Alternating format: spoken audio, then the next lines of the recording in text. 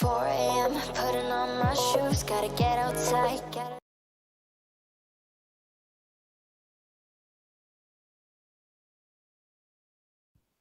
Hello, everyone, and welcome to Longer and Harder.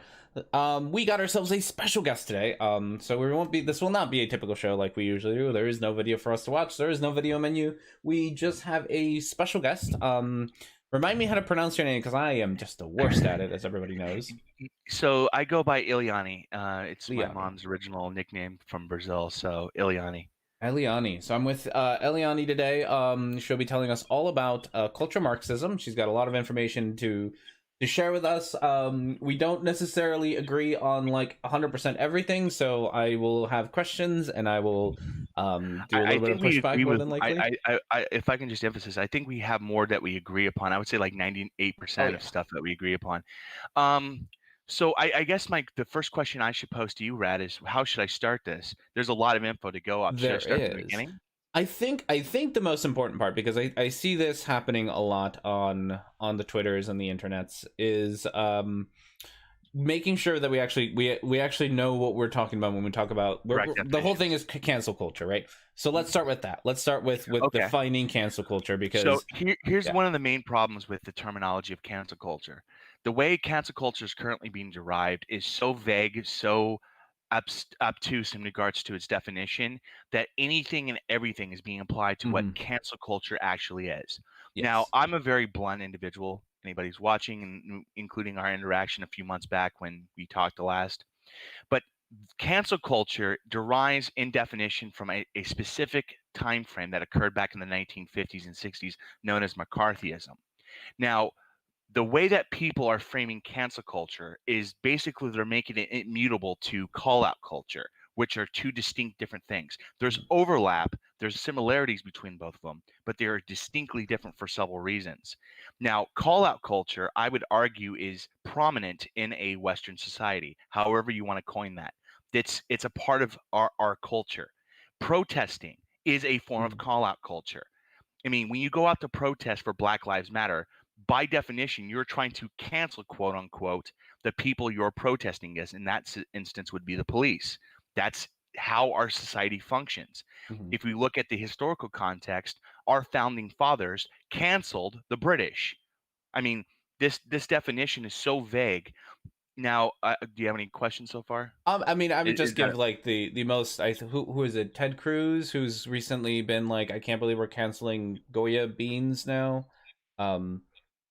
As kind of the same kind of like in people, that's just boycotting. That's what it is, a fundamental part of what we do. Like it's the consumer speaking with the language of money. I'm not going to give you my money. I like to go straight to the point because I'm a very blunt individual. If you see my videos, like this past week I just came out with, I don't sugarcoat anything. I'm blunt. I'm factual. I don't care if I hurt people's emotions because I don't care. Truth shouldn't hurt, to a point. You get what I'm saying? But the way that cancel culture is being spun, okay, it's nothing more than an obfuscation to basically devoid and deflect from social accountability and responsibility. It's as simple as that. Now, when it comes to how it was co-opted, if you look, like I actually did this about a week ago, like after I missed our discussion last Sunday. I apologize for that, by the way. No worries. But after that, I wanted to do a little bit more research. And if you actually go on Twitter right now, if you ever wanted to right now, you could do a Twitter advanced search on the term cancel culture and how it was spun. You will see no tweets at all until March 2017. Like, I could not find any. That was the very first time someone coined the term cancel culture. The reason why, it was co-opted from what the far right was using of modern day McCarthyism. I don't know if you remember hearing that 5 years ago. Like, you would have a conservative being called out on Twitter for a bad take. Ted Cruz would say something stupid. People would call him out on it. Oh, this is nothing more than modern day McCarthyism. That's where it came from. And it goes into a trend that the far right tends to do. They tend to co-opt and adapt certain terminologies that are used in common vernacular in society for a specific narrative and function. And it works very similar to cultural Marxism. But we'll get into that at a later time. Just that's a caveat shared with that. But anything? Okay. What else? Questions so far? let's see what how does, because you kind of mentioned it, how does cancel culture come or relate to or come from call out culture? Because that's a or Yeah, call out, so yeah. so call out culture is just basically a common colloquial usage of a term that has been around for, I would say, around 80 years. Okay, it may date back before that. It may be a little bit much sooner. I don't know the specificity on that because I'm trying to be as factual what I do know. Call out culture is not something I'm very versed in. I would argue that call out culture is just something that's always been in society at large. Every form of free speech, if especially if it's when it comes to Western ideals, again, quote unquote Western ideals Mhm. of Western countries, then that's what call out culture is. It's protesting. It's speaking against bad ideas or notions you disagree with. That by definition is calling that idea out and as bad. Mhm. Now I'm going to go with the origins. I guess I'll start off with this. McCarthyism is one of the most important facets that people tend to either not know much about or tend to ignore. Now, in regards to my background in history, McCarthyism started around 1946, 1947, after the entire thing with the first explosion of the nuclear bomb by the Soviets. It all correlates with that time frame. After that time, there was a massive upheaval of anti-communist sentiment that spurred throughout the United States. This is just a fact. And it finally led to the Un-American Committee in 1951 with Joseph McCarthy. Now, you have to understand the implications of modern day McCarthyism, or I'm sorry, McCarthyism. How much do you know what happened to the people that actually experienced McCarthyism within itself? How much do you know? Do you happen to I know a know lot, that or? I know some of them were like arrested and things, but I don't know to the extent of, punishments and all that. Yeah, so like in my video, I talked about. So there's thousands of people who were affected. So this is one of the examples that I'm going to go into. Do you know who? Now this is kind of like an offshoot, but I have to explain this. Do you know who Eichmann is? I actually told this in regards to my discussion with Xander Hall from last week. Again, that may be an issue for people listening, but yes, I did have a discussion with Xander Hall in reference to this. But do you know who Eichmann was? The notorious Um, Nazi who was tried.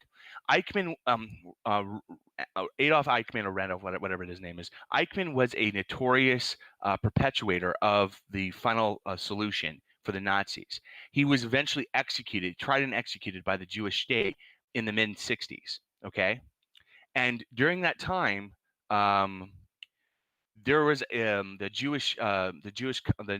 Israel hired people to document this actual trial, and it was called. There's a movie about it called the Eichmann Trials. There was a guy named Leo Hurwitz. I'm going to pull up the guy's name. Give me a second. I'm going to Google this real quick so I can make sure I got this correctly. I think it was Leo Hurwitz. Again, I don't want to. Yep, Leo Hurwitz. I'm good. I'm good. My name recognition is correct. So Leo Hurwitz was a well-known, famed nature documentarian. Okay, he was like the, I don't know who you use as an analog today in regards to who makes like these amazing nature documentaries and such, but he was that type of person back in the 1940s. He was like the Alfred Hitchcock of nature documentaries. When Leo Hurwitz was accused for being a socialist because of his left leanings, the implications that happened to him had basically, it affected him for almost the extent of his latter part of his life. So you're talking about a guy that was well known in Hollywood, had an established career, had everything going for him. But when he was finally basically labeled a communist or what have you by the Red Scare, by McCarthyism, he lost his entire wealth. His possessions were basically taken in good portions by the U.S. government in regards to financing communism in the United States. He was completely ostracized by Hollywood. Like he lost his entire career, and the only way he could still work in some way at a bare minimum of where he was is he had to be in hiding. So, for example, if someone hired him to do work, he had to do it with either some other, like a pseudonym or some other label to basically hide who he was. It wasn't until the Eichmann trial or this documentary that was done by the the state of Israel of this Nazi criminal that he finally could get credit for his work. But even after the fact, a lot of the work he did in the late 40s, early 50s, in the 50s and so on, didn't get credited to him until like the late 2000s. Like there was another person I mentioned in my video. I don't remember the name off the top of my head, but this guy, he didn't get recognition for his Academy Awards until 2011. Oh wow. He actually went to jail for an entire year because he refused to say he was a communist during this un-American committee. This is genuine cancel culture. Mm-hmm. So if you want to use the correct label of cancel culture in regards to how it was done to the left, okay, predominantly to the left, this is kind of the insulting facet of how the far right have co-opted this Yeah. narrative. But cancel culture is when someone is so ostracized from society, they have no way to survive within such society that they once were. And we're talking not only like I've heard this like talking point or counter from people, oh, who cares? It's just Hollywood elites. It's just, the corporate elites. Who really cares? Well, this affected academics, professors, so on and so forth. This affected the average Joe, people who were people who worked as either not lobbyists but worked at unions, like the union representatives or the union leaders. Mm-hmm. They were completely removed from their unions. Some unions completely shut down, completely destroyed. They never recovered because of McCarthyism. This is genuine cancel culture. And no one in modern times can ever label what is going on today as a parallel to what happened then. Did you get a chance to see my very last video from last Thursday, I don't Rad? think I have, no. Okay, so Dennis Prager did some of the most made the most ludicrous God. statement on the show interview he did. He Mm-hmm. basically said that modern day cancel culture is worse than McCarthyism. Oh, that is a statement. The Goodness. guy who was interviewing him, he was a right wing individual too. He was Mm-hmm. kind of confounded by that statement and says, "That's a really bold statement that you just made," Mm-hmm. because the ridiculousness of claiming that the ostracization people faced during McCarthyism, in comparison to today, people being held accountable for their actions, is so insulting to the actual people that experience Yeah. this measurable harm just because they were left leaning. Mm-hmm. It just speaks volumes about how the far right adopts far left lingo. We've seen Yeah. this from the Nazis. We've seen this with conspiracy theories. We've seen this with certain vernacular and terminology we use today, like woke, so on and so forth. But I've talked enough. But any questions so far? No, I just want to like when it goes to like the Dennis Prager what he said. So the people that are being canceled right now are people like J.K. Rowling, who still has millions of dollars, has a giant platform. So she's definitely not going through that whole. She's not getting arrested. She's not having all of her wealth taken away. She still has a giant microphone or the speaking platform. Do you remember the whole situation with Jordan Peterson and how he was supposedly censored because of his? Oh Do you yeah. remember that Mm-hmm. Bill C-16? Mm-hmm. So it goes into another example with Jordan Peterson. Jordan Peterson claimed that he was being censored or he was going to be arrested because he would not abide by this new law that was being established in Canada. Cult of Destiny did a great video on it a few years back in describing this very notion. Be a fan of his or not. I'm a fan of his. I like his content, but so people judge me for that or not. But I'm a patron of I'm a patron of Dusty because I love his content. So there you go. There you go. But so he did a video a few years back that was spot on. Mm-hmm. So Jordan Peterson blatantly lied to hide his trans bigotry. Like literally, that's what he did. He lied about Bill C-16. You have the largest Canadian body in Canada speak against, in a general way, against what Jordan Peterson's narrative he was paying out of being arrested just for misgendering someone. No, people don't get arrested for misgendering someone on accident or unintentional. People make mistakes. Like we were talking before we went live. People sometimes use the wrong terminology based on our prior experiences growing up or what have you. If you're doing it deliberately, you have a pattern of, see, this is the thing a lot of people don't understand. For me, and I can't say this is the consensus of society, but for me, I look at patterns of behavior and I would argue people need to do the exact same thing. Context, nuance. But I'm not also very charitable, to be fair. I'm very blunt when I say that. I'm not charitable. If I have evidence that someone is acting in bad faith continuously, I'm don't really care. I'm gonna ream on you asshole because I have no compassion because based on my past. So, but yeah, any questions so far? No, I think I think you make a really good point there about patterns of behavior, and you're right. We talked about it. I've said stupid things. I've used ableist language. I've used transphobic language. I've used racist language in the past, and I'm very much so admit like these are the things that I have said that are dumb and wrong. And we move on. And I don't think anybody should, like, if they want to hold those things against me, like, that's fine. But if you're not going to keep in mind the changes that I'm trying to do, and I'm constantly trying to change, I'm not saying that, like, this is not my final form. I'm going to learn more. So this is an important factor that Mhm. this is okay. So to go into the crux of why cancel culture is one of the most bullshit narratives, especially how it's modern. Again, there is a cancel culture.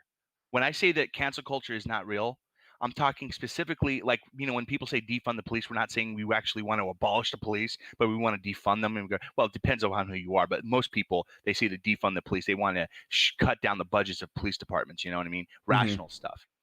But when I say that cancel culture is not real, what I'm talking about is the narrative being spun today. There is a genuine cancel culture. That bar is exceedingly high that has not been met by anyone in modern times, even with people like examples like Roseanne Barr that's been thrown at me, or the Dixie Chicks. Even their experiences, like do you remember what happened with the Dixie Chicks in 2003? Oh God, 2005? I was in high school. I wasn't paying attention. Okay, fair enough. So the Dixie Chicks were, if you want to pick the closest people that had been canceled, it was the Dixie Chicks. Mhm. So they went against the Iraq War in 2005, and they had a Oh huge yeah. conservative following. When they basically spoke out against Bush, every conservative under the umbrella literally ostracized. Like the Dixie Chicks didn't make an album for 10 years. Mhm. Like literally, if you go Google the whole controversy between the Dixie Chicks and all this stuff, you'll see exactly what I'm talking about. They didn't make an album until recently. They Mhm. didn't split up, they didn't break up. They just had this bad image among conservatives because they are a country band who Yeah. typically listens to country. But anyways, so this goes into the heart of this matter of cancel culture and why it's absolute bullshit. A lot of people need to understand this. This is an important part. It's something known as rights of association. Have you heard of this before? Yes, I have. Okay, so can you tell me, like, in your understanding, as best you can describe, so we have shared definitions, what do you know about rights of association? What does that entail? From what I understand, it just means that you can associate with like other people without necessarily, like, you don't necessarily have to take on like all of their viewpoints. So just because I'm friends with person X doesn't mean that person X and, Mm, or am I off there? I'm you're an a idiot, so little feel bit, free to you're tell me. close, but you're a little bit off. Please don't take it. I'm not Oh trying to no, hold it against you. I'm a dumbass with a microphone, so Okay, so the reason why I know about rights of association, it has been a major talking point when I was once a borderline alt-right individual. A lot of people should know this about my past already. I was previously alt-right. That should be pretty clear in my own channel's videos and mhm. my multiple interviews I've done on this topic. But this was a common talking point by the far right of rights of association. This came into highlight with the whole gay wedding cakes. I don't know if you remember that whole Yes, ordeal yes, a few yes. years back. Yeah. People, the bakers, the people that were against gay marriage, were speaking in volumes about, oh, companies have a right to associate with whoever they want. Mhm. Yet the Supreme Court, in their recent decision on this very notion in 2017, made a distinction. You have a right to disassociate with people based on a matter of choice. Mhm. That's an important facet here. Being gay is not a choice. Yeah. Being a woman is not a choice. Being a trans individual is not a Mhm. choice. Being a woman, all anything that is innate in reality that you were born with, that you had no choice. Like you're Latino like me. I'm Brazilian. I think where are you originally from, Rad? Mexico. Okay, so we're both, well, you're Hispanic, I'm Latin, but we're both Latino. People cannot use our backgrounds against us because we had no choice in that matter. Does that make sense? Yeah. No, it's the difference now between the gay wedding cakes. You can't discriminate against people for being gay and not make them a wedding cake. But now, in today's 2020, you can tell people who aren't wearing masks not to come into your business because that's a Correct. choice. You are choosing not to wear a mask as opposed to you can't choose whether to be gay or not gay. Correct. And that's the core of rights of association. So if you have a person, for example, that's blatantly racist, you've tried to like if you have a person like if you had a perfect vacuum of the situation and where someone could argue, oh, being racist or being your belief structure is not a choice, and someone said, this person's racist because they didn't have a choice. That's how they were brought up, because they lived in a deserted island, never were exposed to other ethnicities, counters to racism in itself. Then I could see that being a valid argument. But it's very hard for me to grasp the argument that someone is innately racist, not by a matter of choice. You have to choose to be a bigot. I chose to be a bigot at the time in my life several years ago. If I can share that correlation with my own background, I can easily justify that with others in the topic of racism. So, for example, a good analogy of a right of association to kind of like put this to home for people who are watching, if you ever run into people who think cancel culture is a real thing, tell them about rights of association. Here's an easy way to break it down. If you are at a restaurant, let's say me and you, Rad, are meeting each other as friends at a restaurant, right? A waiter comes up to you and flips you off saying a whole bunch of expletives. Let's say they're not even being racist, they're just being rude. Does that company hold a right to fire that employee because of the treatment of their customer? I would say so. Why? Because well, I mean, from a monetary point of view, you don't want to piss off your customers, and that waiter had chose to act that way. Correct. So that choice that person made a problem in regards to the function of other individuals and other groups. Because now if this company all of a sudden has this problematic individual working within their structure, and there is a known problem with this individual and it will push customers away, guess what that does? It has adverse effects of people associated with that company. So it's completely reasonable for a company such as the restaurant to fire such employee for such conduct. That same staple applies to other individuals, even if a person is not a direct customer. So to put this in analogous to one another, when people talk or call out an individual, like let's say J.K. Rowling, use her as an analog here. J.K. Rowling has blatantly transphobic and anti-trans rhetoric all the time. This is pretty evident. I mean, I could prove this empirically. But in regards to her rhetoric, if the masses of people, the customers, the general society, went and protested a company, whoever her publisher is, that's saying, hey, you shouldn't deal with J.K. Rowling. She's a problem. We're not going to buy your book. And that company decides to side with the customers on that facet. Do you agree or disagree that they have that right to do so? Yeah, well, yeah, it affects their bottom line if they have enough people who aren't gonna buy their products or gonna potentially hurt, and she might potentially hurt their publishing company because, hey, it's that company that publishes books for J.K. Rowling. Don't Correct. buy not just J.K. Rowling books, but don't buy whatever other books they publish. Exactly. And the funniest thing about it all is most of the people that use these talking points of cancel culture are capitalists. Now, I'm a federalist. There's a long story with that. We can have a discussion on my political leanings, but I'm not a syndicalist. I'm not an anarcho-syndicalist. I'm not a communist. I'm not a socialist. I'm a federalist, and that's a long discussion within itself. But in a nutshell, I'm still left-leaning. I'm a left-leaning federalist. I want to make sure, because federalism can also be aligned to the right. Just want to make sure that's clear for everyone hearing. I'm a left-wing federalist. And anyways, this is one of the things that makes me laugh the most about people who are pro-capitalism. These right-wing individuals who are pro-capitalist. Their whole shtick is about the free market. Their whole shtick about the free market policing itself. Yeah, this is the Dave Rubin, the whatever Yelp, do the Yelp reviews. It's just a Yelp review. Exactly. And these same people are going, and when they use the narrative of cancel culture, they literally speak against the very notions of the free market they claim to adhere to. It's astounding how they don't understand their own argumentation. I mean, it's I don't know what else to say. But that's so basically on the bottom line when it comes to the topic of cancel culture. that pretty much covers it. If someone talks to you about cancel culture, that it's a real thing, blah, blah, blah, blah, all you have to do is go into the discussion of rights of association. Give them the examples I clearly gave you. Does a company have a right to fire an individual if if a customer has a problem with them? Well, since book publishers, potential customers will potentially be lost in a capitalist system because of a problematic employee, which would be J.K. Rowling in this example, then it's completely reasonable for such individuals to let them go or no longer associate with them. That's it. No. But also, if I can just mention one more thing, Rad, this also ties into the talking point that I've heard from people like Secular Talk or Kyle Kalinske about censorship. I don't know if you've been hearing that He always has some interesting takes on censorship.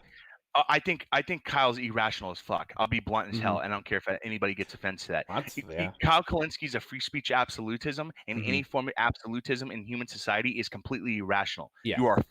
You are completely gone on basic logic. Any form humans cannot perceive absolutes. That's just the fact.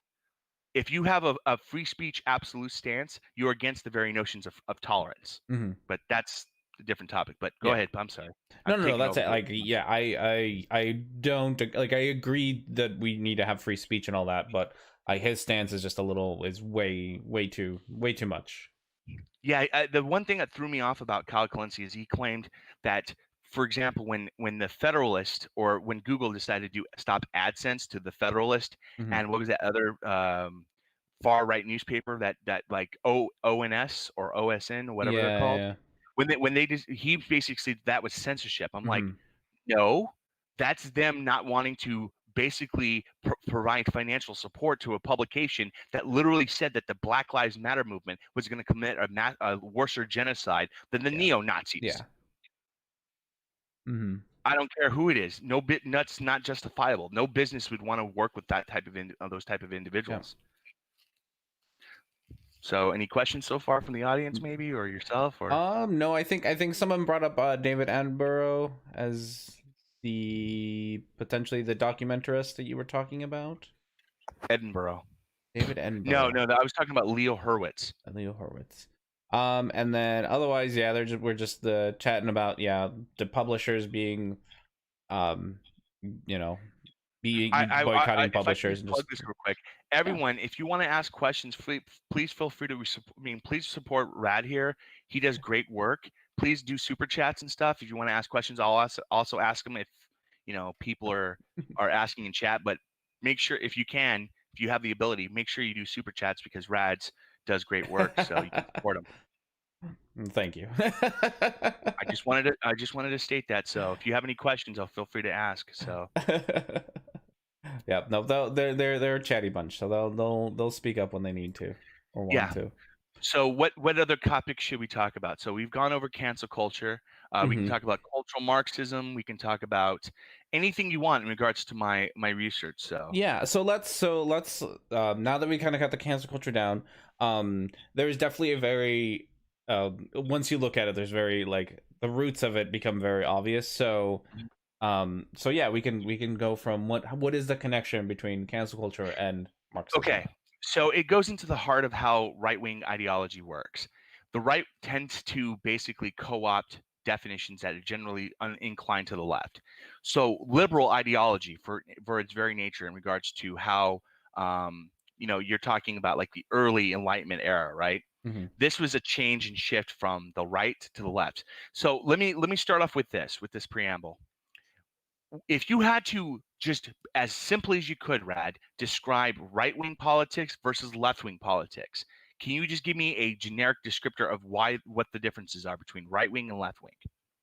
Generic, I would say one is about not wanting to change the system and keep the system as much as it is, and then the other is more about changing the system. Okay. So what has the system typically been for most of time in regards to societal cultures of government systems? Like, what is the prominent form of control? You mean like laws and stuff? No, in regards to governmental systems. Like, if you compared a right-wing form of government versus a left-wing form of government in regards to just the basics, What is the divisional difference? What's the difference between the two? I mean, I would say the size of the government. Fair enough. That's a good way. Okay, so here's what I'm trying to get at. Hmm. If you look at the right wing of politics, the right wing of politics is based on traditionalism. You're 100% correct on that. But the traditionalism is based on power being acclimated and controlled by a small group or one individual. Hmm. If you look at every form of right wing politics, and I'm not saying all, but most, theocracy, fascism, what have you. It's about maintaining as much power as you can within a small one individual or a group of individuals. Would you agree or disagree with that? Yeah, yeah, I could see that. Yeah. Okay, the left wing of politics is basically giving power to the most people. Hence, communism, socialism, anarcho syndicalism, so on and so forth. It's about giving power, people power per se. So when we have the Enlightenment, that's historically looking, that was a left wing ideal. Our culture has always been predicated on right wing ideology throughout history. Monarchy has been always right wing. Feudalism was always right wing. If you look at the very basic nature of how that political ideology works. Hmm. But when the Enlightenment happened of liberalism, it basically did a Overton window shift to the left, to a more centralized standpoint. Does that make sense a little bit? Hmm. Yep. Because liberalism was about giving individual freedoms to the individual. This is one of the reasons why classical liberalism came out, because classical liberalism was a mixture of liberal ideals with right wing economic policy. If that makes any sense, I don't know. Does that It reminds me of the old adage of whatever conservatives just fiscal conservative socially liberal thing. You just want to get high, but also you hate poor people. If I can just say this real quick, so I'm looking at the comments. This individual by the name of Gel Wixjexman pretty much nailed it. That's Yep. perfectly, Gel. I don't know if I pronounced your name correctly, but that's a Okay. perfect way. I Analogy. don't pronounce it correctly, so. So okay, Jelly. But I just wanted to say that the way he labeled it. But so in a nutshell, so going back into what we were talking about cultural Marxism, right? Hmm. Okay, so when it comes to cultural Marxism, we know now that how the right works, they tend to co-opt certain frameworks, certain ideology, as they once did with liberalism in regards to the right. That's just how it works. Historically, this is a fact. And if you look at, for example, social democracies, it's still a capitalist system, but it still inclines toward a left-leaning ideal of social or socialization of the economy or of the government systems. Does that make sense a little bit? Hmm. Okay. So when it comes to cultural Marxism, I'm going to ask this question: What do you actually know the origins of cultural Bolshevism? Let's start with that. Oh God, I know. I watched the H Bomber guy did a video about this, and Yes, it's got that one school. Oh, God. Frankfurt. Yeah, the Frankfurt School. Mhm. Um, So the it's Frankfurt in there School was a somewhere. school. The Frankfurt School was a school that existed in the 1930s and 40s that was very critical on Hitler. They were called critical theorists, Hmm. and basically the Frankfurt School, um, that the conspiracy theory derives of cultural Bolshevism. So it the entire conspiracy theory started in the early 20th century from the Russian secret police drafting a document known as the Protocols of the Elders of Zion. Have you heard of that before? Yeah. Okay. The protocols, if you look at the ADL, if you go to the Southern Poverty Law Center, if you go to the Jewish Heritage Found, I think it's not Jewish here, Jewish something foundation. I probably apologize if that name escapes me. But if you go to their websites, you will see them describing factually correctly that the protocols is considered the most anti-Semitic, most pervasive, it's the most pervasive anti-Semitic document ever published in modern history. Oh wow. So when I went to school and I studied history, my main focus was World War II because I always had a passion for World War II. I don't know why. But when I went to school when I was still in the army, um, that was one of the very first chapters we covered was the Protocols of Zion, was talking about how the rise of Nazis occurred. And one of the very first chapters we covered was this document. People don't know how inundated this document has infested in regards to right-wing ideology. Now, as I was mentioning before we went live, I want everyone to watch. There's an individual that I have a fondness for. I think she does great work, great advocacy. Is a person named Lapis.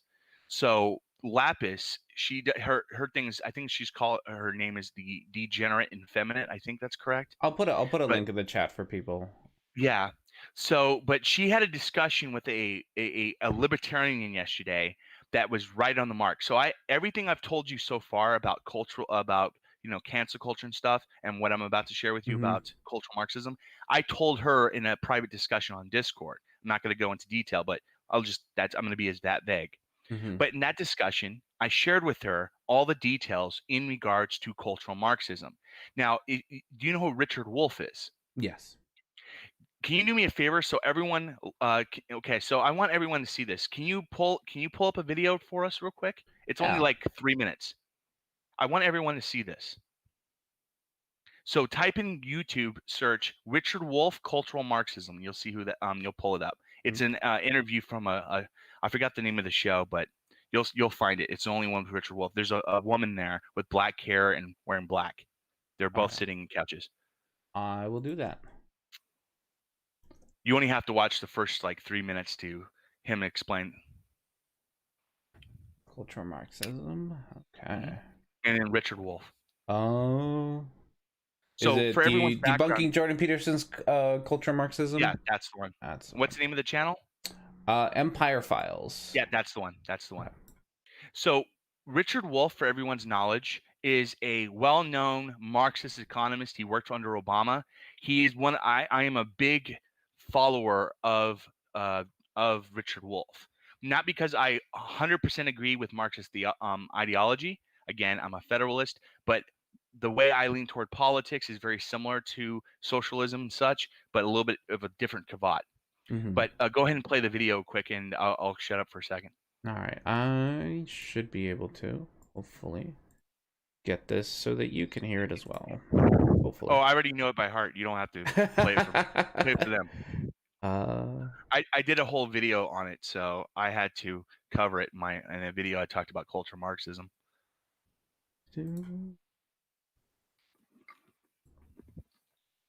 Okay.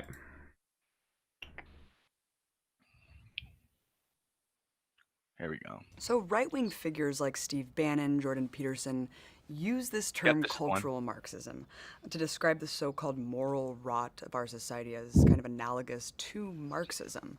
So first talk about what you think cultural Marxism is in terms of how they're applying it and your response to this theory. Well, you know, the irony, and perhaps there's a deep meaning to it, the irony is that cultural Marxism is a derivative of a term called cultural Bolshevism, which meant basically the same thing. And this was invented by the Nazis in Germany as a way of organizing the German population to be critical of everything to the left of the Nazis. They were all either dupes of the communists that lay behind them, or wittingly doing their dirty work of spreading secretly and in the schools and in the films and in the museums this kind of evil Bolshevism. There's therefore some symbolic interest in the fact that Jordan Peterson or Steve Bannon would find in their minds the same phrase to play the same game, to argue that somehow insidiously the Democrats, liberals, everything left of where they are is somehow infected by a dangerous disease. It is hallucinatory, it's nutty, but it can serve as a way to organize people to be hateful towards those they disagree with. And it doesn't actually have any application in Marxist. Okay, you can pause it here. There you go. So, in a nutshell, you just heard Richard Wolff correctly describe cultural Marxism. And this same form of conspiracy theory has... Can they still hear me, Brad? Yep. Oh, yeah, no. You never went away. Okay. But basically, cultural Marxism is nothing more than a far-right conspiracy theory derived from the Protocols of Zion. Now, if you want me to, I can give you every source I have, and this is going to be a long chain of events, going from how it went from cultural Bolshevism to George Lincoln Rockwell with the Nazi Party to being it spread from Paul Rayrich to William S. Lend to Paul Cato, whatever, the Holocaust denier, to modern day vernacular of what has been coined SJW, woke, and cultural Marxist. Mm-hmm. Now, there was a recent, I actually put this, I'll link this real quick to you so you can look at it. Give me a second. So there was a recent thing that you liked, and I posted it on here from Unsafe Spaces. So this is a reactionary, anti-SJW, cultural Marxist. I would even easily argue they are basically copying the same formula Jordan Peterson laid out. They're basically Jordan Peterson fanatics. But basically, do you want me to send this? Where do I can send this? You can send it through Twitter if you want. I can. I got it. Chat. Okay, there you go. I got it. Here you go. So you can look at it yourself. So this is a tweet I put out. This is from a YouTube channel known as Safe Spaces, and where they were talking to Buck Angel. And here's the ironic thing. This is how far this conspiracy theory has gone. It has become so far that it can actually be traced into modern day gender critical theory of TERFs. Mm-hmm. And this is how pervasive it has become. So if you look at that tweet and that video, you hear that woman directly correlate woke with SJW. Mm-hmm. She basically says it off the get-go, that SJW, if you're a social justice warrior, you're woke, as a pejorative. That same label goes into the same vernacular of cultural Marxism. Now, basically, in a nutshell, you had this terminology, okay, I'm going to have to pull this up. Give me a second. There's a lot to this. Hopefully everyone sees. Let me pull up my email. Do you have that link? Actually, okay, so I don't know how I can share this with you. Can I do share screen on this on my end? You certainly can. Let's see. You're not sharing anything right now, but if you want to, how do I do that? Oh, I'm used to the other one. I believe in Meets you do have a Meet details. No. People chat. I'm looking. I apologize to everyone watching. There is a present now button at the bottom right, and then you can pick window, tab, or whatever you want to. Yeah. Okay, so now I don't know if everyone can see this. So let me make sure everyone can see this. So this is the live stream. Make sure it can be seen. So I already know that I'm going to get nailed, and I'm going to be doxing myself here. I really don't care, because I'm not ashamed of who I am. My original name was Rod Clark, or Rodrigo Clark. I don't care if anybody knows what my original name was before I started my HRT. That's just who I am. Mm-hmm. So I'm about to basically show my discussion I had with Vosh. Now, I may get in trouble because this is kind of like a private discussion I had between him and him and I, but I don't care. I'm open and I'm honest about all my interactions. Can you guys see this? Oh, let's see. Nope. I don't see it on the live stream. Nope, you have not presented yet. Oh, hold on. No, that's not the one. Sure. Okay, can you guys see that now? There we go. It's working on it. Okay. Can you see yourself? I can see myself. Okay. So this is my email. I'm doxing myself. This is my email. My name again is Rod Clark, also known as Rodrigo Clark. That was my original name before I started transitioning. I'm go by Elliani now. But last November, I actually did a discussion with Vosh explaining this entire thing about cultural Bolshevism. And as you can clearly see on the screen, I had an exchange with him. And I want to be very clear here. And this goes into one of the disagreements me and you have, Rad. Mm-hmm. For me, I try to give a little bit of nuance to Vosh as much as possible, but at the same token, this is my major criticism of Vosh. I don't support Vosh. I don't give him money. I only hope he changes in time. But as you can see with this interaction, this is the email exchange I had with him. Oh, I don't know what that was. That was my phone. But basically, in a nutshell, that was another thing I had. Let me see. So this is the link or the picture I sent you. Do you remember this, Brad? Yeah, okay. I read so that one, so we'll go over this. So I laid it out my entire thing. There's a little bit more that I have to add later on, but basically in a nutshell, terms like SJW woke, you can hear it from Jordan Peterson. You heard it from Peterson's debate with Zizek. But then basically in a nutshell, I basically, looked at the original terms of social justice warrior. It was basically co-opted from keyboard warrior and the way that social justice was once coined in reference to woke. Mm-hmm. You know that, Rad, right? Yeah. Yeah, you know how people used to say woke now Mm-hmm. as a positive thing? It used to be social justice, right? Yeah. Okay. That's when it was co-opted to social justice warrior, and then I went to the article. I already talked about the protocols of the elders of Zion. Now, here's the thing, and here's the ironic thing. I'm going to share. Can you still see this? Yep. Okay, this is Charles Coughlin. He is considered, and this is the problem I have with religion. And again, this is not to say that I have issues with people who are religious. This is just my issue with religion. Father Charles Coughlin was a Catholic priest that was considered one of the most anti-Semitic priests at his time. And here's the thing that kind of gives you an emphasis of why this is kind of coherent to one another. Take a guess what his radio broadcast was called. His radio broadcast. Yeah, he did a radio broadcast. He had a radio broadcast he would do during the 1930s, speaking about what he thought it was important. Take a guess what his name of his radio broadcast was. The name of his show, Social Justice. Oh, okay. So this is a common theme, a common talking point you would get that goes from the 1930s up until today. When you read like Nazi literature from the 1950s, 60s, and 70s from like George Lincoln Rockwell, they'll use the terminology social justice, but you'll hear it in phrases like real social justice for the white man or social justice against the Jews. You've heard similar talking points? Okay. This is Father Coughlin was one of the main purveyors of that narrative. Does that make sense so far? Yep. Okay. So his show is called Social Justice, and this is the periodical he did, as you can see here. Okay. It's an anti-Semitic American Roman Catholic periodical published by Father Charles Coughlin during the 1930s and early 1940s. And we'll continue.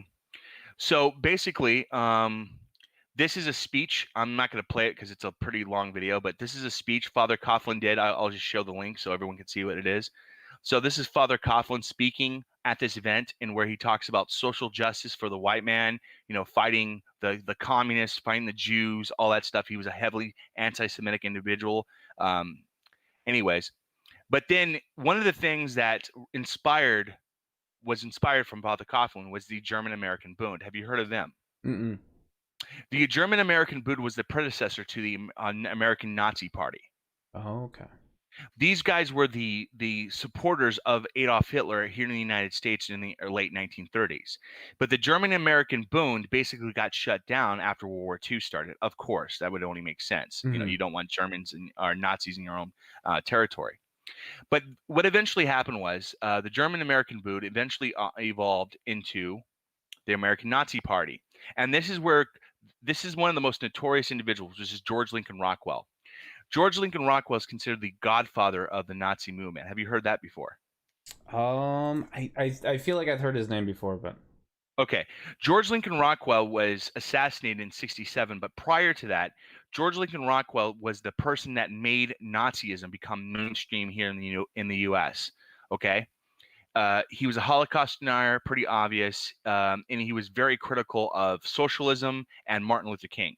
Now, here's the most important key factor, and this is something a lot of people don't know.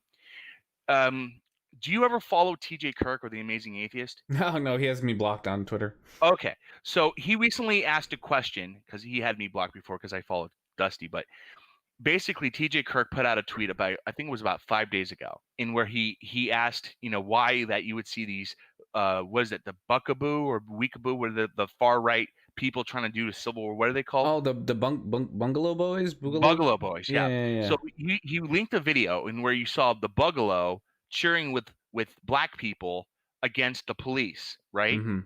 And he asked a question: why is this a thing? Is this true? Why, does this kind of like break the narrative of Black Lives Matter? And I explained to him, this is black nationalism. Okay. Now, how much do you know about black nationalism? Not a whole lot.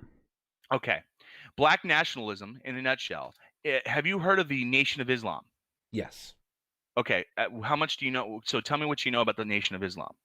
Very little. I know of it. Okay. Yeah, I'm not a So I'm the not a big Nation of history Islam. buff, so if it's got anything to do with history, you're Okay. So the Nation of Islam was one of the main organizations that was originally not run, but had Malcolm X as one of its members. You know who Malcolm X Yes, is, right? yes, I am. Okay. So Malcolm X left the Nation of Islam because he found their black nationalism to be extremely racist. Okay. So for the early years of Malcolm X was very anti-Semitic. He was very racist against white people. But then he went to Mecca or whatever for his pilgrimage, and he changed his ways, and that's what eventually led him to be assassinated by members of the Nation of Islam. The Nation of Islam is a black nationalist organization. A lot of people don't know this, but George Lincoln Rockwell met with the leader of the Nation of Islam several times before he died. Did you know that? I did not. So it is well known and documented in the 60s and the 70s that black nationalists that were, by and large, fascists themselves, aligned with neo-Nazis. So that's that. Yeah. So I just needed to add that, Kavat. Does anybody have any questions so far? No. Micro just said that they're nuts. I'm still sharing my screen, so I can't really see the chat unless I'm showing the chat. Anybody have any questions that you see in chat? No. Micro just said, yeah, they're fucking nuts for the Nation of Islam. Yeah. Okay. So both, basically, as I wrote here, both Rockwell and Kuhn listened, knew, and shared views with Charles Coughlin, the guy I told you about. Remember the priest? Yes. Because they were both Catholic. They passed off the anti-Semitic conspiracy theory contrived by the protocols to the ideology to basically modern-day Nazism. Now, a lot of people don't know this, but do you know who actually was one of the main purveyors or people that spread this protocols of the Elders of Zion to Father Coughlin? I'm going to let you take a guess. I have no idea. Everyone here know who Henry Ford is? Oh, yeah.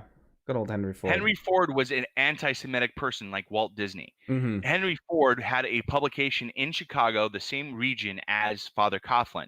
And it was Henry Ford that shared the protocols and the Elders of Zion in his publication, his newspaper, that basically brought this into the mainstream. Now, don't get me wrong. The protocols were actually introduced into the United States around World War I, but it was Henry Ford in the 1920s that made it mainstream, if that makes any sense. Okay. So basically that's it. That's the chain of event. That's how you got from how you have cultural Bolshevism and the conspiracy contrived from the protocols, go from there to Father Coughlin, to Fritz Kuhn, to George Lincoln Rockwell, and to the modern Nazi Party. Does that make sense? Yep. So there's more to it. There's more to that chain and how it went from there to modern times. But if it was attached to George Lincoln Rockwell and the Nazi Party, there's people that worked. Actually, I'll go into this if go ahead. You want. Yeah. Okay, I'll go into this. So I'm done with the email. That's that part. So actually, this is the addition I was going to add later on. So give me a second. I'm going to link. I'm going to pull up these. Give me a second. Yes, I played Red Dead Online, if everyone can see that. I'm a huge fan of Red Dead Online. Red Dead, I don't know if I've ever played that. It's Red Dead Redemption Online. Oh, okay. I love history, so I'm pulling up all my sources. Give me a second. I'm a dumbass at history. I study psychology and English, and that's. Oh yeah, so the name of the program is called Deprogram. I linked this because it was I was actually going to do a video on it, but I decided I'm just going to do 3 a week. Did I already do the national? Yeah, I already got the National Lethal License. Okay, so nope, I don't. I need Paul Ray Rich. Where's that guy? Where's Cato? Here it is, Willis Cato. Okay, so let's start off with this. This was released in 2003 from the Southern Poverty Law Center. Have you seen this before? I think you saw it and you linked it. Yeah, you liked it. Yeah. Okay. So this is an article from 2003. Ironically enough, 20 years ago, we knew about this conspiracy theory. We knew it way before then, of course. But it goes into detail. Everything I've told you today about the origins of cultural Marxism and how it's an anti-Semitic conspiracy theory is blatantly laid out in this fucking in this article. It goes from political correctness to cultural Marxism. Mhm. And the people that started this was this man, Paul Rayridge. Have you heard of him before? Mm-mm. Have not. He's a far right fundamentalist Christian. Guess who he was a co-founder of? I'll let you take a guess. Read it yourself. You can see the screen, right? I can't. I'm looking at my OBS, Okay. so it's really tiny. Okay. Okay, there we go. gotcha. He was one of the founders of the Heritage Foundation. Oh goodness. Okay. Guess what the Heritage? So I want people to understand this. There's a chain of custody here. This is not conspiracy. This is all traceable. Everyone can read this. Paul Rayridge was a main talker of cultural Marxism. One of the common talking points he used was the cult of political correctness, or the cult of Marxism. Have you heard that before? Mm-hmm. Okay. He was the one that coined this phrase. Okay. The Heritage Foundation is a far right organization. They are Christian fundamentalists, they're transphobes or bigots in every facet. One of the things I wanted to mention, kind of like offset, which I can't say really directly links here because I would have to give empirical evidence on that, but it's known that the Heritage Foundation currently has provided some form of funds of support to the LGBT Alliance, the same TERFs and gender critical people. Yeah. Well, no, they have. It's traceable. They actually. Yeah. No, I'm just saying that the LGBT Alliance is an awful group. Yeah, but this is actually, you can, anyone who's watching right now, you can Google this real quick and find out the connection. Type in LGBT Alliance and the Heritage Foundation. You'll see the correlation. There's articles about it. But this the big one is not the Heritage Foundation, it's the Free Congress Foundation, which eventually evolved into something else. But the Free Congress Foundation was directly tied with this man, Willis Carto. Have you heard of him? I have not. He's a Holocaust denier. He's a well-known Holocaust denier. But here's the worst part.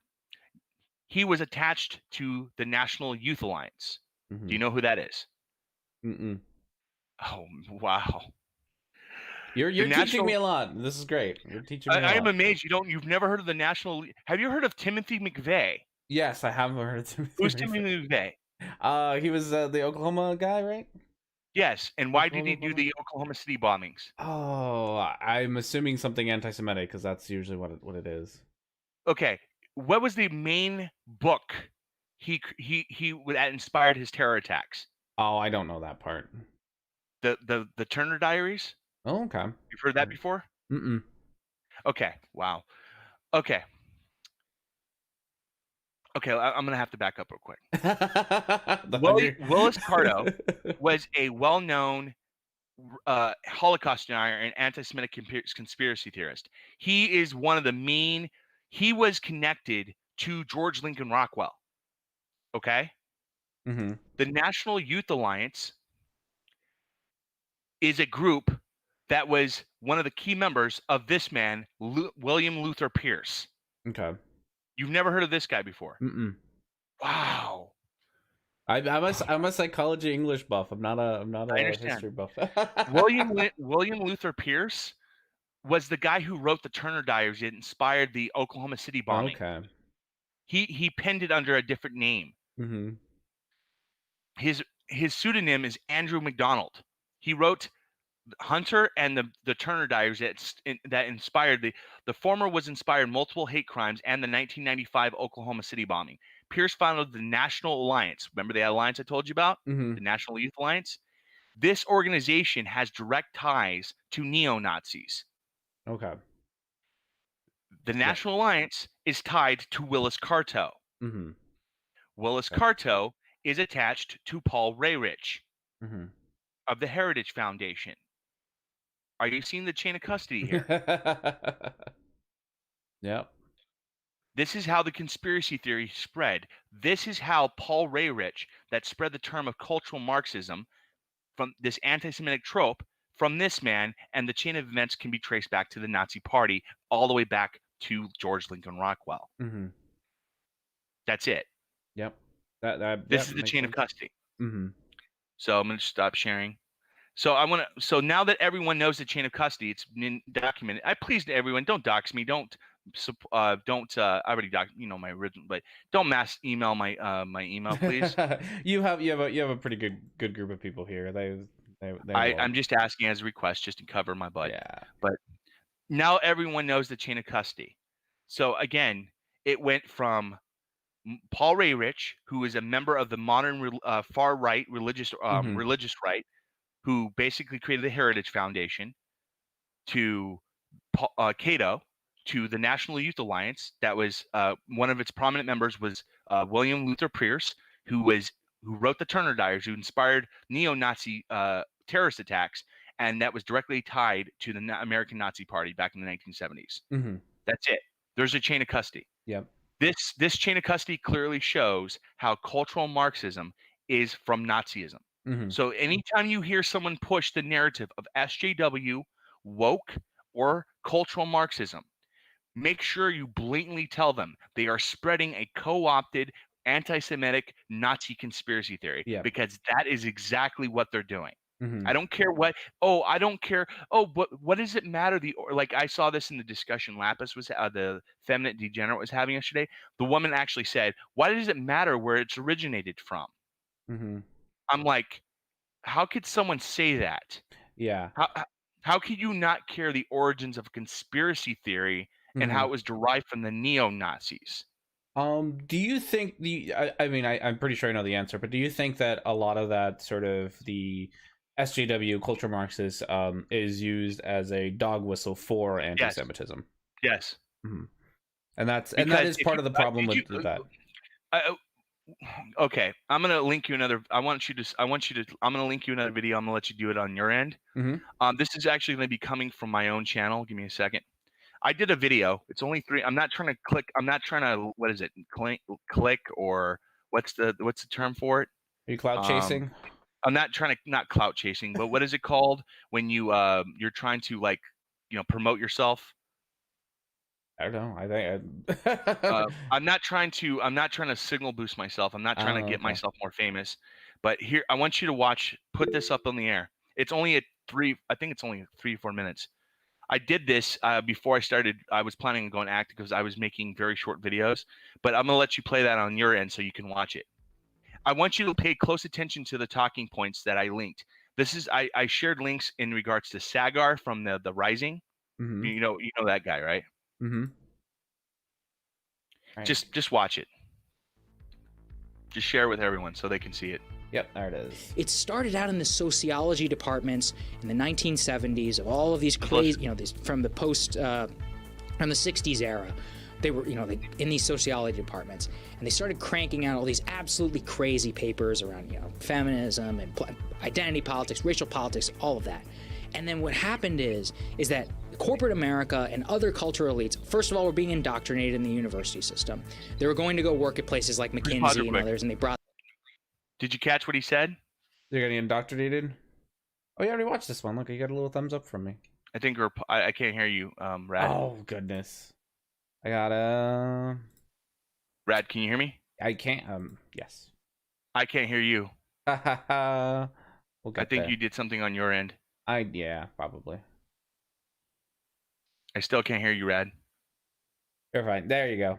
Okay. Yeah. So did you hear what he was? Did you catch what he said? The indoctrination bit. From what? Where's the indoctrination coming from? Oh God, I missed that part. The universities. Yes.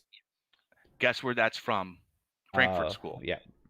Okay, but go ahead and unpause it or mute me and continue quick so everyone can see it.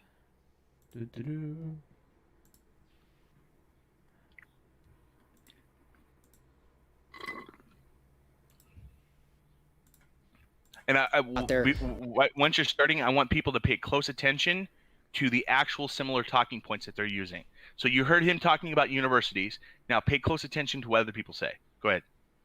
Racial politics and their identity politics with them, but that there had to be a recognition from the top, from people like Goldman Sachs. If the pressure on them is to stop the way that they trade derivatives or to put a black person on their board while they continue to, do the derivatives trading, they're going to choose that every single time.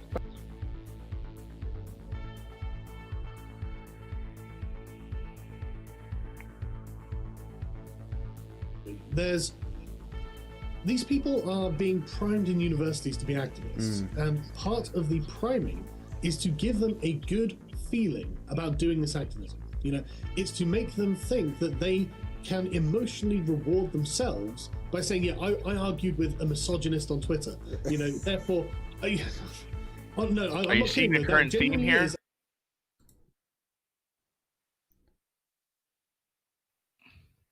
I'm going to ask you quick, but are you seeing a reoccurring? Yeah. I think I'm yeah. So you get a lot of this. We're indoctrinating.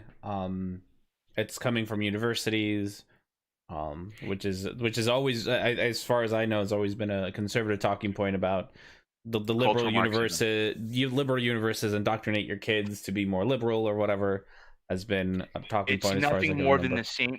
So here's my point, Rad. You don't have to play the rest of the video because it's basically sharing another point. The other one was from, I forgot who the other person I clipped. It was Jordan Peterson, I think. But in a nutshell, I want people to understand this. I want to be very blunt here. This talking point is inundated on the right-wing ideology today. Every time you hear, and this is, again, I can't prove this empirically, but every time you hear people say, "Oh, colleges are too liberal," or all you're hearing, in my opinion, as a minor historian, is nothing more than this conspiracy theory being contrived by the far right. Again, I can't prove that empirically that every single person does this, but I would easily believe that's the case. Yeah. That's it. That's cultural Marxism. It's basically nothing more than conspiracy theory. This is the mainstay of far right talking points. So again, to wrap this part up, anytime you hear someone say the term woke as a pejorative, not as a positive thing, but as a pejorative, SJW or cultural Marxism, understand that they are doing nothing but spread an anti-Semitic co-opted conspiracy theory. That's it. This is my main criticism of people like Xander Hall and Vosh. In that discussion with Xander Hall I had with him last week, I told him this, and he acknowledged it. Don't know if he's going to change. I showed you that email exchange I had with Vosh. This is one of my criticisms I have of him. He knows this information. I would even argue that he has changed his talking points of saying SDW anymore because I share that information with him. I can't prove that to be the fact, but I'm inclining that's what happened. But this is one of the reasons why I'm critical of Vosh. He knows this information, yet he still uses this form of rhetoric. Yeah. And that's a problem for me. And I will tell that to anyone bluntly. This is why I listen to Vosh's content. I think he is generally a good advocate for the left. I'm sorry, people can disagree with me on that. That's fine. But this is my mainstay, and this is a big criticism. It's a problem. Why would you actively engage in this form of rhetoric and you actively know where its origins from? You know what I mean? That's it. Yeah. Well, no, and I mean, I think I have a lot of other criticism, Bosch, but I think that is a good one. Is you get a lot of people who don't understand that it's not like you can stand up for the liberal ideas, the progressive ideas, or whatever. But if you're doing it in such a way where you're using speech or words that are co-opted, that you're still part of the problem. Well, this is what I told about. So if you actually go into that discussion I had with Xander Hall, this is my mainstay. So a lot of now, can we go into since I already shared bulk of my information, can we just go on to okay? Oh, whatever you like to do. This is your show. I'm just the one with the microphone. That's all. This is your stuff. Okay. So in a nutshell, a lot of people don't know this, and I told this to Xander Hall in regards to my background. So I grew up as a Jehovah's Witness. I don't know if you knew that, Rad. So I grew up in a religious cult. Okay, yeah. Okay. Oof, so rough. I can honestly see I know what it is to be in a cult. And this is one of the things I find so insulting this is one of the things I wanted to mention. I don't care. It may get me in trouble because I have to show you this. I'm going to link you something that is basically hid behind a paywall, but I have to share this. Someone has to respond to this. I have too much topics in history that I want to cover, but I have to. Let me pull this up. Give me a second, I can link it to you. Actually, how would you feel about addressing a video live on the air for everyone to watch. That's fine. Are you up for it? Yeah, it's something we do plenty of times here. That's okay. Good, because I want to hit this up so hard. all right. So, do you know who Arvind Navabi is? Arvind Navabi? Maybe if I saw a picture, I might recognize it. Atheist Republic. Oh God, I dislike that. Yeah, I know who he is. Okay, yeah. He is a enlightened centrist on the same par as Sam Harris. Yeah. And this video I just linked you is hid behind his paywall on Patreon. So I actually gave him money. I gave him $1 for this month so I can gain access to this. So this is me watching it because I paid for it. But basically, in this video, he is basically calling social advocacy a religion, a cult. Oh gosh. And the worst thing about it all, I grew up in a religious cult. Mm-hmm. I know what it means to be in a cult. I lived 20 years of my life in a cult. And when I hear a grifter, a bad faith actor like Armin Navabi call what we are doing, social advocacy against racism, against bigotry, as some form of cult-like mentality, yeah, it's insulting to me. Yeah, I could see that. I'm just to say it. I am not. I know that people like to call pretty much any organization they don't like a cult. So I know in the olden days all religions were kind of a cult. I remember that being a thing, like in the earlier 2000s. That and it just becomes this thing where everything you don't like is now a cult. It's a common tactic that reactionary skeptics like to use in regards to addressing anything. They think everything's a cult. Yes. Because that's the easiest way for them to tackle it. They look at every approach, anything that they disagree with, as a cult. Oh, this is a cult. Oh, that's a cult. Or this is religion. This is nothing more than a co-opted religion. This is a new age religion. I've heard this talking point by so many people. It's ridiculous. But anyways, do you want to? Would it be better to do a screen share, or how does this? Or oh yeah, I can share it with you. I gotta do that. Yeah, so I don't know. See, I don't need to watch it. I just need to hear it from your end. So you should be able to see it now, and I think you should be able to hear it. So you should be okay. Let me know if you can't hear it. I kind of mess with some settings so that. But you let me know. So I want to make sure everyone comes clear. So I want to state this ahead of time before you play it. This is fair use, because I know Armin. I don't trust this person at all, but I have a good feeling he would do some type of fair use false flagging. So I want to make this very clear off the get-go. What we're about to do is clear fair use. I paid for a product for access to it. I shared it with a friend. We're watching it together, and we're doing valid criticism of such talking points. So I'm saying this not to you, Rad, but I'm talking into the void.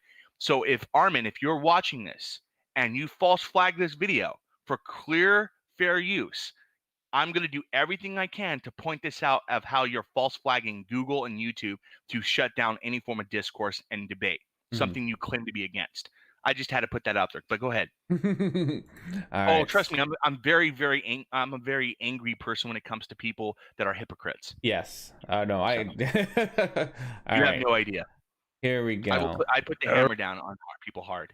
But go ahead and play it. I'm gonna mess with one thing because the screen is just a little bit bigger than mine. So again, you won't be able to find this video on his channel. Because again, it's behind a paywall on his Patreon.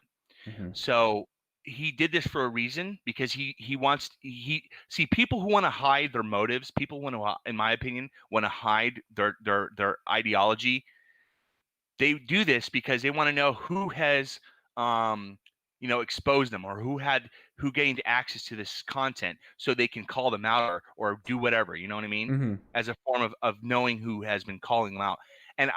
And you have my name, Armin. I signed up with my credit card, so you have my information. I don't care. But go ahead.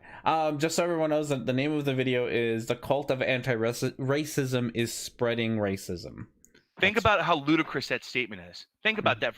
Let's look at the title itself real quick, Rad. Think about it. He's saying that there's a cult. There's a cult based on anti-racism, and that cult is spreading more racism. Think about that. But go ahead and play it. All right, what do we have here? So this is on CBS News, a channel with 2 million subscribers, 2.78, and they have this video called "The Difference Between Being Not Racist and Being Anti-Racist." All right, let's Hold on, watch. please pause real quick. So this video came from CBS.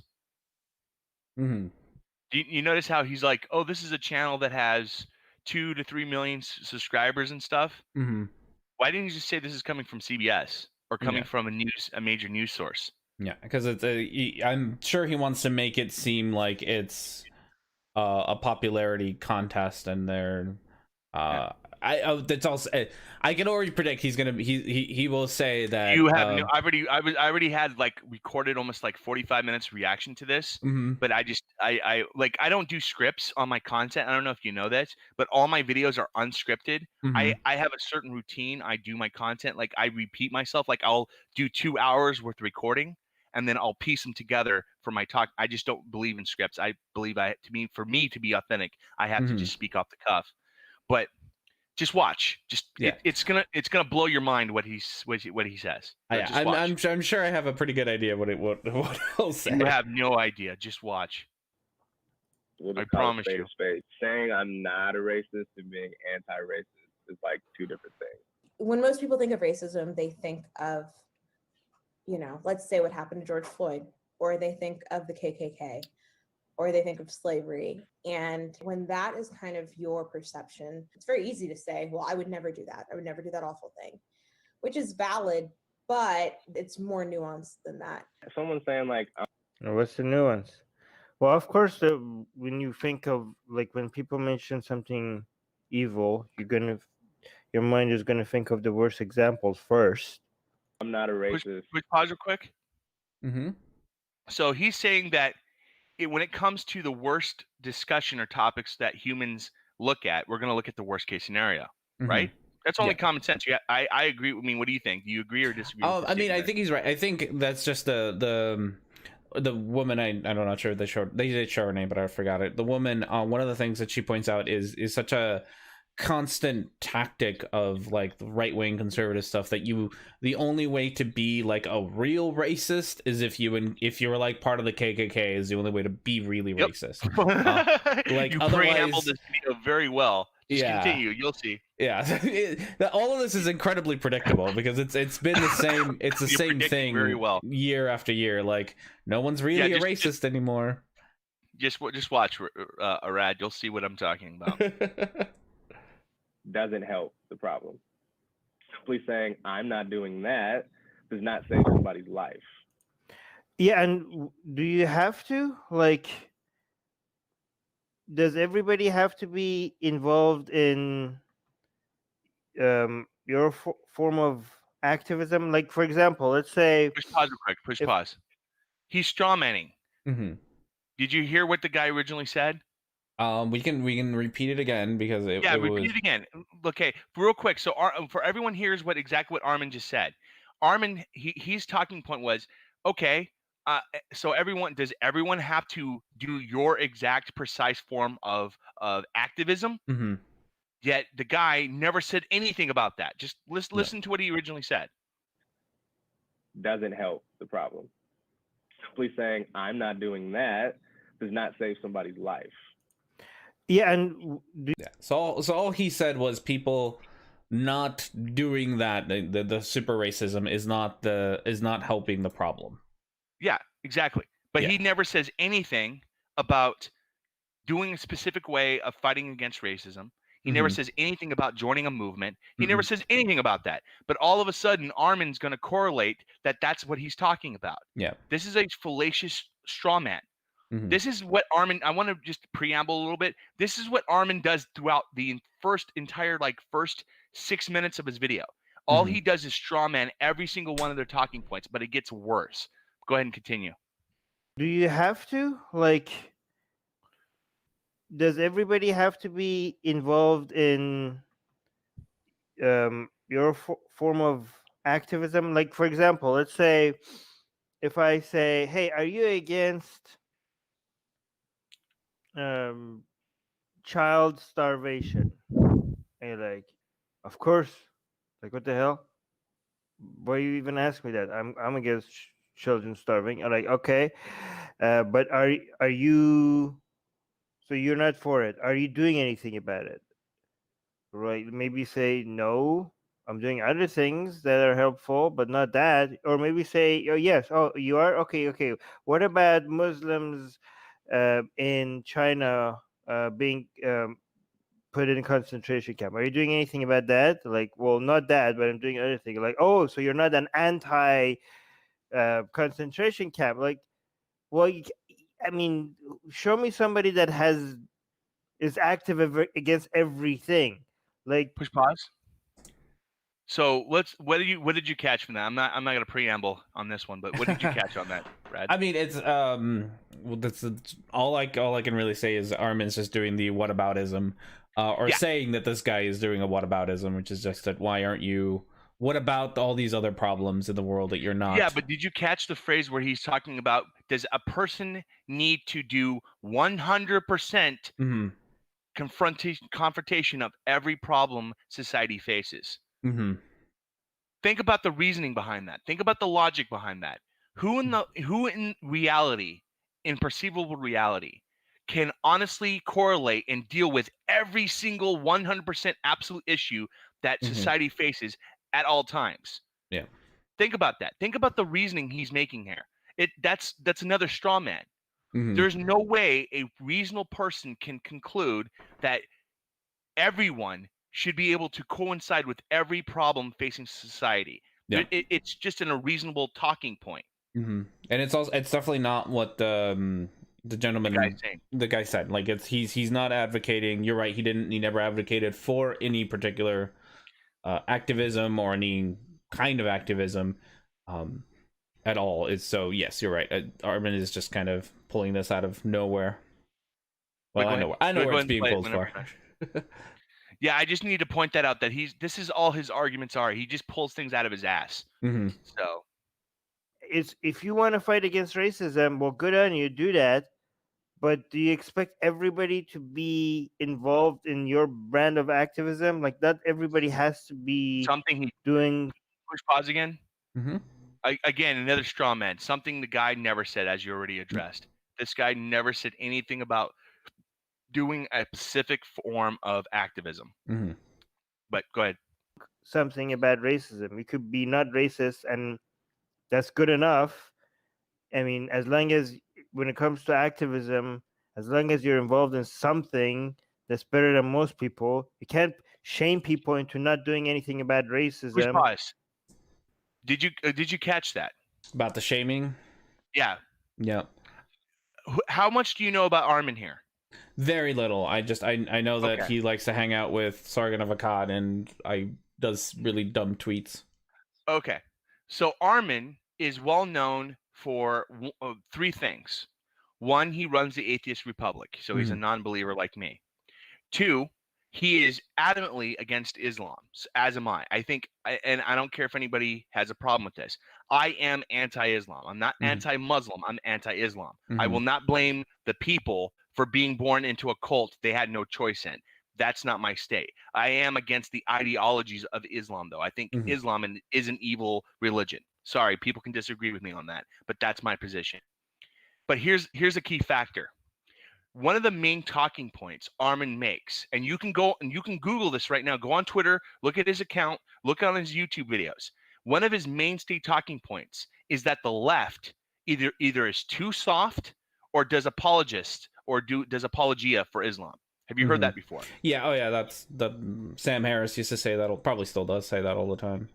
Guess what Armin does with those people that he claims? What does he do? He probably engages in shaming. Yeah. The blatant hypocrisy this grifter is in regard to his claims, and how he's saying that he has a problem with people shaming others into going to causes. Yet this grifter, this bad faith actor, does the exact same thing he has a problem with. I don't know. I don't know how you can denote any more hypocrisy than that. Yeah. All right, here we go. You don't have to do you don't have to be involved in fighting racism. If you are, that's great, but you don't have to shame people that they're not. As long as they're doing something good, it's fine.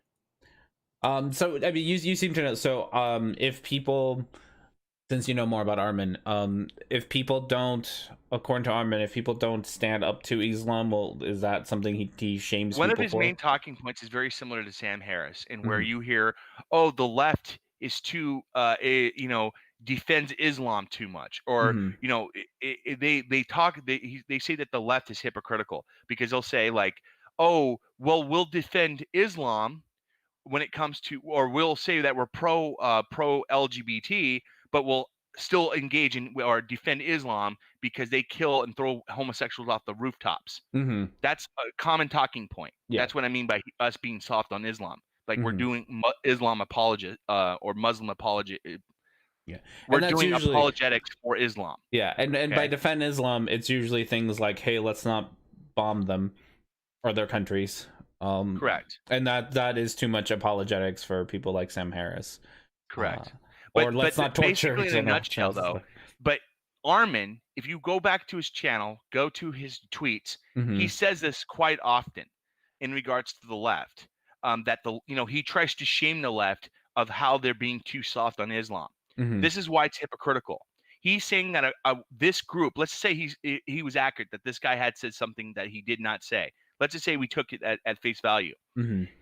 Even if this guy is advocating for shaming, like the straw man that Armin's painting, for Armin to claim that is a problem when he does a form of shaming himself is the biggest form of hypocrisy you could ever make. Yeah. That's all I have to say on that. But go ahead and continue. That sounds about right. It's like witnessing someone getting jumped and being like, "Hey, I didn't jump him." It's like, but you also just stood there while he or she got jumped. Yeah, being an anti-racist, you don't have to be the hero all the time. Getting involved and being like, break it up, stop this, and 2, speaking out to make sure it never happens again.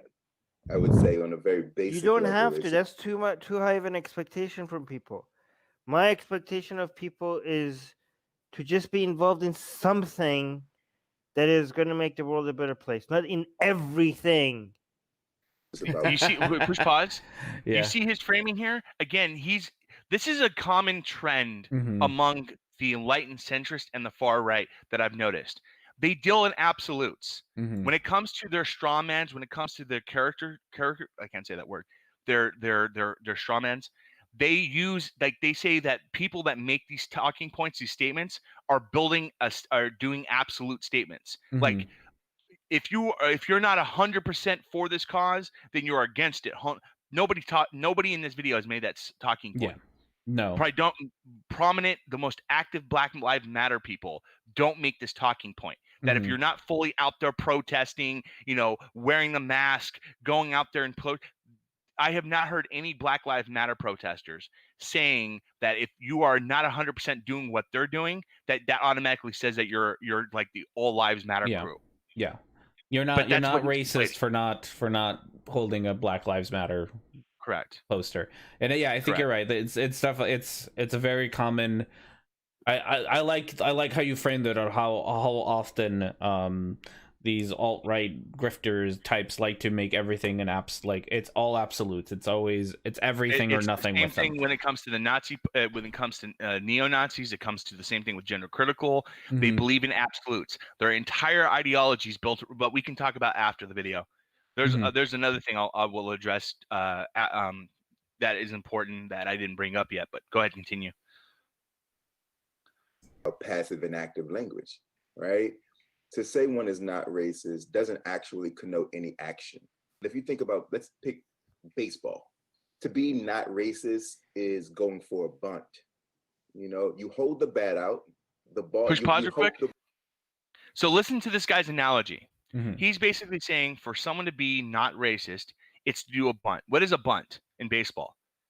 It gets you to first base if you're lucky. It's the most neutral thing you can do, right? Think about it. If you do a bunt, right, all you're trying to do is do something. It's neutral. It's the center lane. Does that make any sense what I'm saying? Yeah, it's so an average person is doing a bunt. That's the analogy he's using here. So it's basically he's being people are generally just neutral because they're not racist. This guy, but continue now. I just want to make sure everyone understands that. But go ahead. See, this what they're trying to do is that they're saying, you know, they're actually noticing that racism is not that high compared to many other places in the United States. So the explicit form of racism, at least, right? And these people have a career to make, and they're like, that's why they have to expand, you know, their relevancy. Which pause? Did you remember what you said earlier? What was the character? Remember you were talking about the talking point you mentioned about burning crosses? Do you remember that? Oh yeah, but yeah, that the real, not everyone's That's what he just real said. racism. That's why I told you you predicted it incredibly well. So he's basically saying that this individual, when it comes to people talking about anti-racism, they're doing it for two reasons. He'll go into the second part, but I'm going to preamble here a little bit. He basically says that the reason why people are doing this is we're trying to build up this boogeyman to spook people that racism is still in America. And the astounding thing of how someone like this could say that, we have empirical evidence from the Bureau of Justice Statistics. We have statistics from the FBI. We have study after study from scientific and social organizations that clearly denote how there is racial inequality in the United States, in our judicial system, to economic inequality, everything in between. We have a mountain of evidence. Yet for Armin here, he's saying that this is basically nothing more than activists, social advocates trying to build up a boogeyman. And for my opinion, I can't say this is what he's saying, but this is what I'm perceiving, what his talking point is, that this isn't actually a real thing. Racism in America does not exist when we have a mountain of evidence that counters that. The second thing, he denotes that people are doing this for fame. I love that you brought up the boogeyman, because I've actually had one of my internet skeptics that I deal with on Twitter say that to me, that you are just creating a boogeyman. Has outright said there is no racism in the US. You are creating a boogeyman. Like, has directly told me that. How can people be such denialist of this fact? It is insane. Skeptic. And you're right, because the thing that I did when they said there is no such thing I think we were talking specifically about systemic racism. So I went, and because I'm in university, I have access to like 1 million journals. So I went out and looked through the million, peer-reviewed journals that I have access to, and brought out like a screenshot of like the thousands of papers that you can find on systemic racism. And at that point, the only thing that they could say back was, that's like sociology, and that's not real. It's not a real science. Yeah, I've heard that same talking it's point like from Sarah Michelle several months ago. Yeah, it's like I can talk to you about my interactions with another individual named Sarah Michelle, if you know who that is. Oh yeah. I made a couple of videos about it. She does not like me. Oh, she doesn't. She calls me a sea lion. That's every time I criticize her in good faith, it always ends up her calling me a sea lion, some pejorative, and to me, I'm not gonna mention that, but that's what it ends up. She just does nothing more than go off calling "fuck you," you're a sea lion, because I ask her for evidence. Yeah, that's for me to ask her. She's saying I'm trolling her for evidence, and like, so if any form of criticism you disagree with comes your way, and someone asks you for some form of data in regards to what you're promoting as a claim, that's again hand waving, deflecting, don't want to address what I'm criticizing. It's but continue. Yeah, no. I've had my fun interactions with her. She called me a rapist for a while. It was quite amusing. Oh, okay. You got to elaborate on that. Why would she call you a rapist? Why did she call me a rapist? She got like banned from Twitter because of it too. Because she went on like this huge tirade and was just doing, I think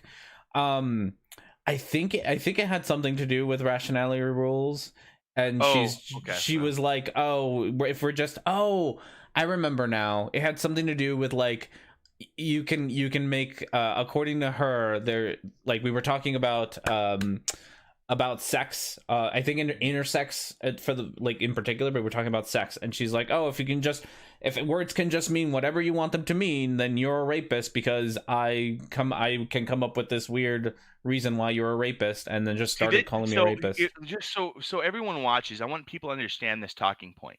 This is important. This is a common talking point amongst reactionaries. And Sarah Michelle, I don't care. She's a reactionary, yeah. So, in a nutshell, when you hear the talking point, oh, words don't have any meaning, they can mean anything. No, that's not true. No. Yes, words can mean anything, but words are a tool. Words have to have some ample justification for them to be changed in regards to the descriptors that are laid out in our reality. Yeah. So, for example, the definition of woman and how we define woman today is fundamentally different from what it was labeled 60 years ago. That's just an empirical fact. Yep. And words need to have the not just the ability to be flexible, but they have to be broad. They're like not broad, but they have to there isn't a one definition of a one thing. Like even basic words you have to look at words like a tool you would use in construction, like building a house. Back in the day, when they used to build houses, they used to use crude instruments, but the tools evolved, and that's how you have to look at words and labels. This is again social constructionism. Oh, by the way, I have to mention this. So one of the main disagreements me and her had is she claimed that everyone who says that things are a social construct is based on the hard stance in philosophy. Do you know what that is? Okay, how much do you know about social constructionism? Not much. Oh, we can finish. We are okay. So at the end, we can not bother with the rest of this video because this is what Armin does the rest of the video, and he also calls this black woman a racist because she says white people off the cuff when she's talking out loud, and then she changes it like right the next second, saying all people need to fight racism. So yeah, he calls her a racist because don't worry about it. This show is all about going on tangents and not talking about the thing that we're supposed to be talking about. Cool. So everyone expects here's the this. thing. So a lot of people don't understand this. Are you a non-believer, Rad? I consider myself an atheist. Okay, cool. So do you know the difference between a hard atheist and a soft atheist? It's the whether you believe there is no God versus just there's not sufficient evidence that there is a God. Yeah, my phone just went off when I asked what soft atheism is. Sorry about that. But can you repeat that again? I said it's hard atheist would be like there is no God. A soft atheist would be there's no evidence for a God. It's a little bit more detailed. So let me put it like this. Yeah, go for it. A hard atheist is a person that states there is no God. They're absolutely certain. There's 100%. Remember, I told you I don't believe in absolutes. That's okay. They claim philosophically that there is no God. That's it. That's a hard atheist. Yeah. Soft atheists are people who are saying, well, it's possible God exists, but we don't have that. We don't have any evidence for it. So I'm going to lean on the avenue that more than likely gods do not exist or God does not exist, and I'm going to live my life according to that function. Yeah. But it's still possible. That's a soft atheist. It's like you're at 90% in regards to that philosophy. Does that make sense? Yeah. You're not making an absolute statement. You're saying you're soft on this position. The same thing applies to social constructionism. Okay. There's two avenues. There's hard social constructionism and then soft social constructionism. So when I had my discussion with Sarah Michelle several months ago, she claimed that everyone who labels things as everything's a social construct. She actually made a video recently that you can check out on her channel. She actually did a video in where she did a preamble, like this descriptive narration about like everything's a social construct, everything is politics. She was basically creating a straw man to imply toward the preamble of her video. That's different subject for a different time. But basically, she claimed that social constructionists, this is the hard social constructionist stance, that things in reality do not exist until we perceive them. That's a hard social. So they say like a rock in reality does not exist until we see it. Okay. Do you agree or disagree with that? A rock does not. I would disagree. Why? Would that rock still exist? Yeah, because I think the rock would still exist even if we saw it or didn't. Okay, but at the same token, when we see the rock, we attach a descriptor, a label, or something around those lines to communicate with other people on what we're seeing. Would you agree or disagree with that? I would, yeah. Okay. What a soft social constructionist is basically a person that says most everything in regards to our descriptors, our labels, things that we attach to describe things to other people are socially constructed. So, for example, if you have an eye, like we're walking, me and you are walking down on a sidewalk, right? We pass a big boulder. We don't have a name for that item in nature. It exists outside of our perceptions. It's still in reality, right? But we don't know if it's we don't know if it's hard. We don't know if it's soft. We don't have its tangible. We don't know what its what its density. We don't have anything correlated to what this object is. We decided to attach labels to it. So it's hard, it's dense, it's heavy, and it's a rock. I tell you, right? Me and you don't know what this item is. I go up to it, I touch it, I'm feeling it with my hands in the physical reality. And I'm telling you, yeah, it's heavy, it's hard, and I'm going to call it a rock. Now, you can choose to either accept or decline that label and those descriptors. Now, that's how social constructionism works. Society attaches labels and descriptors to things and how we describe things, and we share that terminology, that form of communication with everyone, and that's derived basically from shared experiences. That makes sense a little bit what I'm saying? Yep. Okay, cool. But Sarah Michelle, when I was talking to her, I was explaining that to her, but no, she originally said that until she changed. I think Steve McRae, before she had her falling out with him, showed her she was wrong. Basically, she claimed that's what social construction. Do you know who Steven Pinker is? Yeah. He's the one of the dark web guys, right? Yeah. So Steven Pinker's main thing of fame is he wrote a book and he did a criticism of social constructionism, and where he states he basically is fighting a straw man. He basically argues against hard social constructionism. Like his whole spiel of why social constructionism is not true is based on the hard stance. But he completely hand waves the soft stance. Yeah. It's like, imagine this. Imagine you had a theist arguing against an atheist, but instead of arguing on the soft atheism, they argue on the hard atheism. That's exactly what Steven Pinker is doing. Yeah. That's it. No, yeah, it's a very common tactic for theists. So I have seen that before. But make sure Steven Pinker is not a theist. We're talking specifically as an analogy to social construction. And I mean, it's just I think you it's have to good to talk about those. those. I'm pretty sure you know this, Rad, but just make sure you have to make sure you have to explicitly explain if you're live, because people love to take people out of context to make content for the reactionary channels. No, that's you're why right. I'm very You're right. clear to repeat.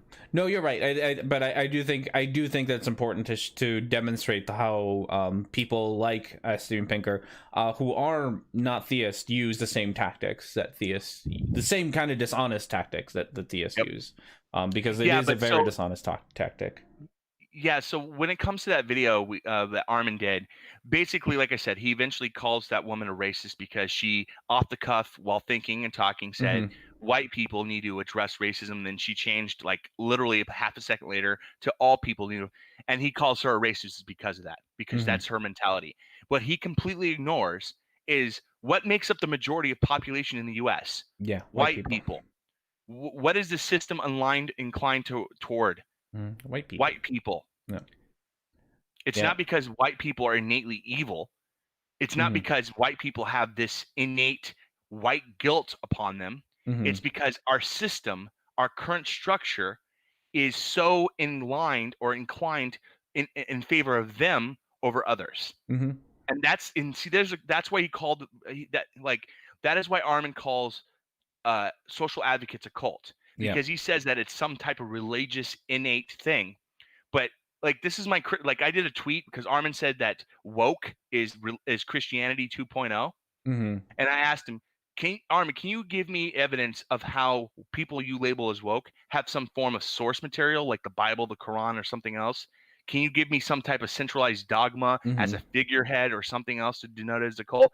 And I asked him, most importantly, can you accurately describe what you mean by woke? Because I wrote, about cultural Marxism, and he never replied because he knew I would blow him out of the water on that. So, yeah, no, and that makes a lot of. I mean, I remember from my whatever alt-right-ish days, my anti-SJW days, the dark times, how often like a lot of that. I used to use a lot of these same kind of talking points that that Armin would use, like, you know, calling feminism a religion. I think that's a thing that like Sargon does, if I remember right. And yeah, you label the things that you don't like with cult or religion or whatever. Even though there's no actual. You're right. There is no dogma to it. It's just that you don't like it, so you're gonna call it the thing you don't like. Exactly. So let me ask you this, Rad. Are there any questions you ever wanted to ask me or ever wanted to pose that you ever wanted to know? Well, I don't, but somebody in the chat did have a question for us, and we kind of skipped. Ask so me, we can do like a Q&A as long as you want to do this, because I'll answer anything as honest as I can. So Forrest Sanders asked, is all inequality due to racism? Is all inequality due to racism? No. There are other facets of inequality. There is financial equality that can be done when it comes to economics. That you can have problems with inequality in society that are not based on any type of racial ideology. It can be done strictly on the bourgeoisie. I can't say that word because I'm not a Marxist. I'm not downing Marxists. I don't care if you're a bourgeoisie. Yeah, in regards to the elites versus the common man. Yeah.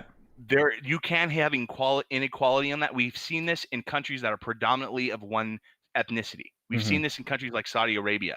We've seen this in countries like Japan. We've seen this multiple times in multiple locations. So it's not based strictly on ethnicity or race. So no, not always. Yeah, and I would agree. I don't think it always is. I will say though that especially in the U.S., a lot of in the U.S. it's explicitly it should be without refute. I mean, honestly, there's so much data on this. Yes. We know about redlining. We know about the housing crisis. We know about the bombing of Black Wall Street. Yeah. We know about all these things. And people act like these events in history don't have further implications down the line in generations to come. It's asinine. Like the effects that we had from World War II are still with us today. Yep. Like if a good analogy to this is the nuclear bomb. Like imagine if to me, when I hear someone say, "Oh, racism no longer exists," it's like when I hear this, the same analogy I hear when I hear this talking point is like saying, "Oh, we don't have any problems with nuclear weapons or nuclear war anymore." It's like it happened 80 years ago. We don't have to worry about nuclear war anymore. That's when I hear people say that racism no longer exists. Yeah. It's like it magically goes away. Okay, so I wanted to approach. Remember I told you about the absolutism and stuff. Okay, so there's a big talking point among gender critical that I do want to bring up and get your 2 cents on this. Sure. One of the mainstays of gender critical theory is that biological sex is immutable to gender. You've heard this before, right? Yeah. Okay. This goes against the face of scientific consensus of what biological sex is and gender is. Now, I would easily argue that this main form of mind frame. See, how do I sidestep this? Okay, so I'm gonna bring this up, and I'm doing this because I know you. I think you didn't I think this is one of the disagreements we had several months ago or a few months ago, back in April. Do you remember that interaction I had with an individual by the name of what was her name? Callan? Do you remember Callan? Yeah. You remember that interaction where you disagreed with me because I'm talking about how she was talking about the atheist community? I don't remember the details. Or I'll show you. So this is another video I was planning on making. Let me pull this up. Give me a second. Give me a second, guys. So yeah, no, you're fine. I'll just address microbloganism, who's been following the show for a long time. Good friend of mine also has a actually studies biology, so I tend to trust him when it comes to biology stuff. Just said it's basically middle school biology presented as universal at university levels for the gender critical. Like it's a very basic understanding of biology that people think is universal and is holds a lot more meaning than it actually does. Yeah, and see, this is the problem with okay. So before I go into this, so here's my biggest problem. Mm-hmm. I'm a follower of Matt Dillahunty. As much as you people can have criticism of Matt Dillahunty, I still think he's a good advocate. You can have problems with him. We can probably disagree with that, Rad. But I asked this question to Matt Dillahunty live on his chat. And I had to frame it in different ways because Matt has a tendency, if you're not direct on what you're trying to ask him, he'll try to obfuscate. Or anyways, I asked him very explicitly, if a person's ideology is built around the concepts of an absolute, I originally asked him, is it wrong to be too skeptical? And he went, oh, there's no such thing as too skeptical. But so I framed it as this: if a person's ideology is based on an absolute, is there a problem with that? Mm-hmm. What would your answer be? I mean, I would say yes, there's a problem with it.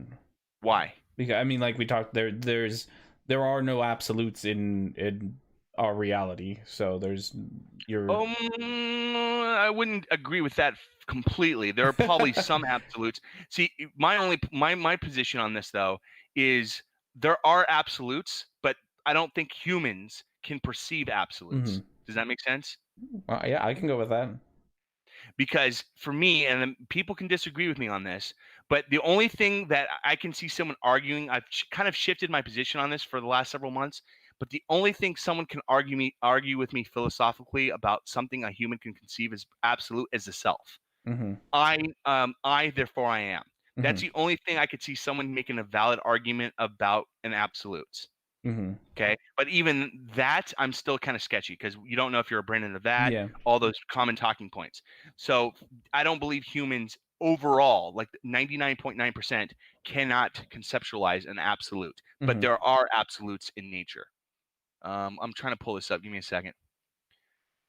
I guess with that, I would concede that things like the speed of light would be an absolute because it's got to be a thing.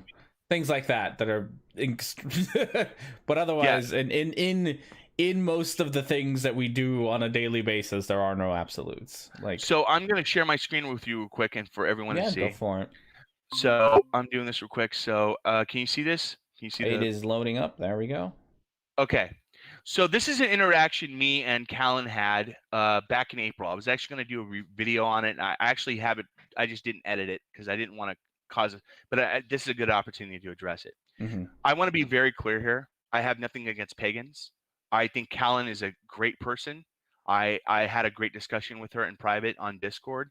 I think she's a great social advocate. I think what she and Shay AR are doing is great in regards to outreach between atheism and the pagan community. But here's the problem I had with this interaction. I think, do you remember this tweet? Let me look at it here. Oh, yeah, I remember this. Okay. So this is the original tweet that was originally replied, and this is a big problem, okay? And I'm going to explain why this is a big problem. This is the tweet, and I'm going to read this verbatim. So this is from a tweet from a person named Kat. I have them blocked because they were dogpiling me. Mm-hmm. But basically, in a nutshell, this is what she wrote. Most of the atheist community is straight white men, but instead of acknowledging how much privilege that grants them, they spend their time whining about how everyone dislikes them because they're atheist.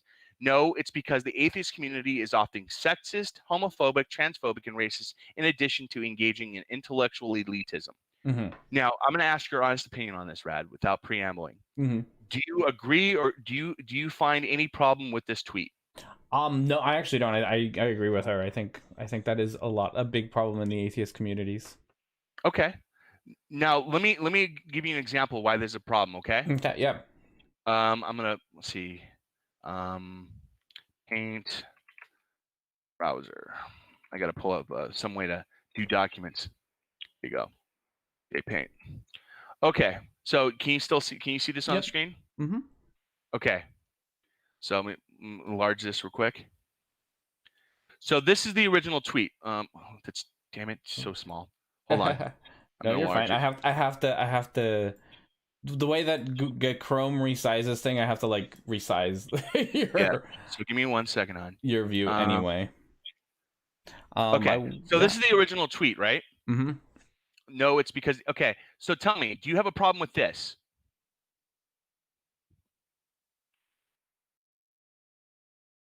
Read that tweet out loud to me for real quick if you can see no, it's because the Mexican community is often sexist, homophobic, transphobic, and racist. In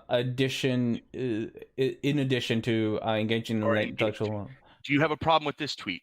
Do I have a problem with that tweet?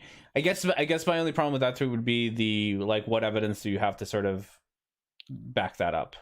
Okay, that would really be it. So let me put it like this. What if I did this? Tell me, do you have any problems with the this Jews? tweet? Yeah, that one I Why? What's the difference? I think at that point it'd be the elitism, only because it comes from a long history of anti-Semitism. Mm-hmm. Guess what? Guess what? Also, Jews were basically accused of for many years. Atheism. Oh. So I'm going to go back to the original tweet. Mm-hmm. That's one of the main problems. So this is the original tweet, right? Mm-hmm. No, it's because okay. So even if let's take out the elitism part, okay? So let's just stick with we'll get rid of this. Yeah. Just go with this. And we'll put it back to Jewish. And spell. Any new keyboard. Can't spell. Do you see no problems with this? No, I'm starting to see a problem with it. What's the problem? You're generalizing. Okay, what's wrong with generalizing? You are using stereotypes to talk about a group of people. Okay, so let me give you the most simplified, cutthroat point in matter. Okay, so if I say rapists and murderers, who used this talking point recently in the last few years? Rapists and like Trump. Correct. So let's just say this is I'm Ben Shapiro. I tweet this, right? I retweet this and I say, this is the problem with the Mexican community. Is there a problem with this tweet? Yes. Why? Again, it just does that generalization that it did before. So this is a problem, right? Okay. Going back to the original tweet.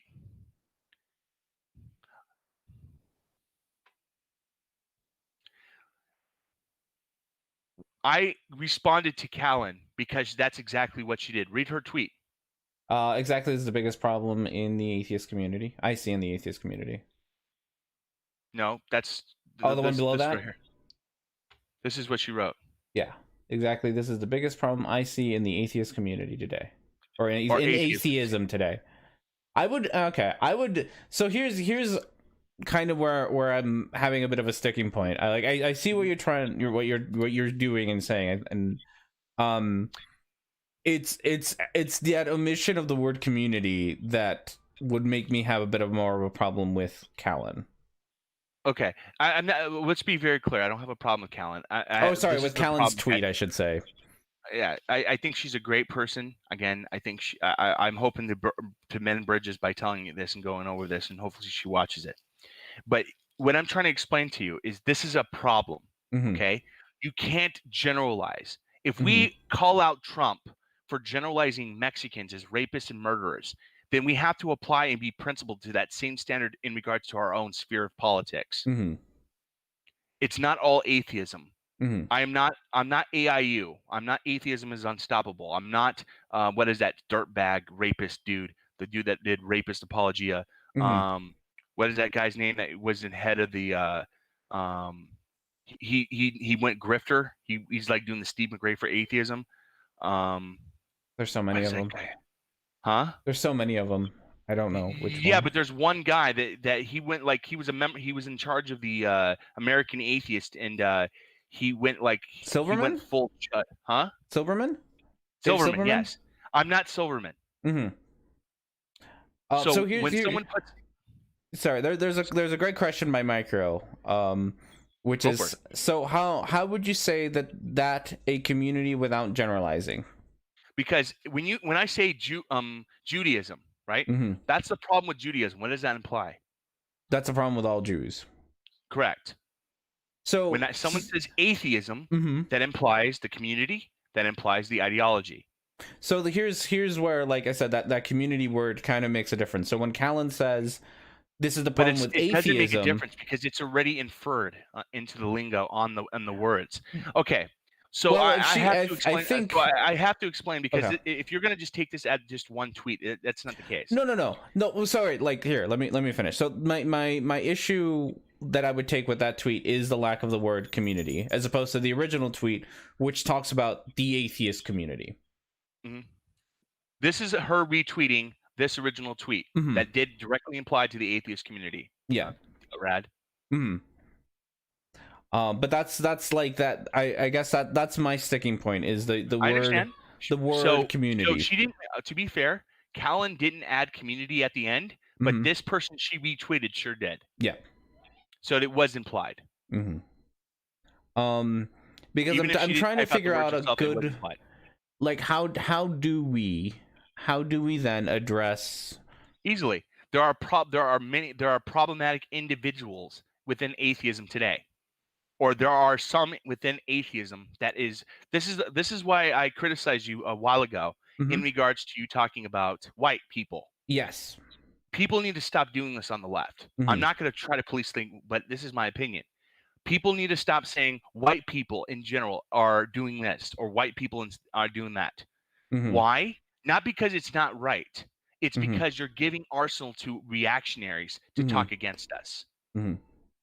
So if you look at the discussion I had with Xander Hall a week ago, mm-hmm. one of the things I try to convey to him is very simple. My whole motive online, being an ex-reactionary, being ex-alt-right, is to try to reduce the amount of ammunition reactionaries have today to be used against social advocates. Mm-hmm. This is the reason why I make my videos about cultural Marxism, about cancel culture, because I want to destroy their talking points. I want to reduce the amount of ammunition. Go ahead. Like, I don't think you could. I think it's one of those things. Like, I had the same issue when we were like doing the whole defund the police versus reform the police mm-hmm. kind of deal. Like, I don't feel like we need to change the way that we say things to appease other people. You're not doing it to appease, Rad. You're doing it to avoid any type of problematic individuals. That's why precision in language is incredibly mm-hmm. important. But I don't think we'll ever get there. Anyone. Like, I don't think it's a battle worth fighting, because I think no matter what you say, like you can post things as clearly and like as you can sit around and make the perfect tweet that just like it perfectly encapsulates everything that you want to say. But I think at the end of the day, they will find a way to take. Yes, they will. But it makes it easier for us to break it down to show to everyone who acts in good faith mm-hmm. that what they're doing is completely dishonest and disingenuous. That's mm-hmm. the key. You're right. Like I've already talked about how they co-opted cancel culture. Mm-hmm. You're right. They will co-opt words. But it's so easy for me to completely destroy the cancel culture narrative with evidence that it's beyond repute. Mm-hmm. I showed you all that detail it only took me 30 minutes mm-hmm. to show you all the information, all the evidence that cancel culture is not true. Mm-hmm. Why? Because it's precise. There's a mm-hmm. precise meaning of what cancel culture is. If you take that same standard and apply it to this, it's still it's equivalent. This is why you have to be precise on how you use specific lingo. Mm-hmm. That's why you can't use generalizations. Do you have seen how many videos Sargon of Akkad did about Riley Dennis? No, I don't watch. I try not to watch. Okay, Sargon, I watch a lot of people. One of the things I hear commonly from the reactionaries is the people on the left stay in their echo chamber. Mm-hmm. That's where I get all material because I watch a lot of reactionary shit. Yeah. Okay, I'm immune to it now because I used to make that content.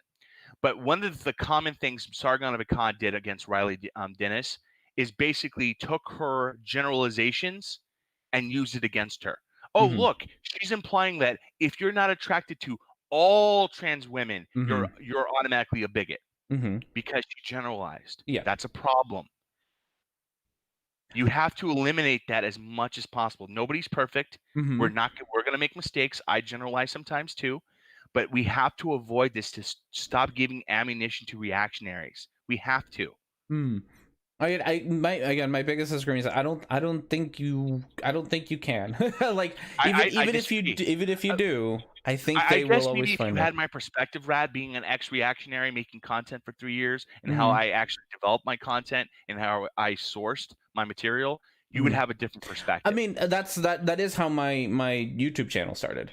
So like that is what this YouTube channel was. Where you actually spoke race realism and did. I didn't quite go that far, but I did. Like that is how this channel started, was for me to go through people's videos and like find those little things and nitpicking. Yeah, right. Like I've done it. I've that's how long Rhetoric and Discourse started. And so like I didn't quite go like full race realism, but there was definitely like 4 years ago that I did say there is no racism in the United States because everything is, there's no laws that say anything about race, right? Like I have said those things. So I have been there before. I have done it. Which is why I don't think you can like I don't want to change my language for them. Awkward Pasta says. Again, I agree with you that we're not going to be able to 100% or even 90% change every single thing, but we have to try. That's all I'm advocating for, is trying.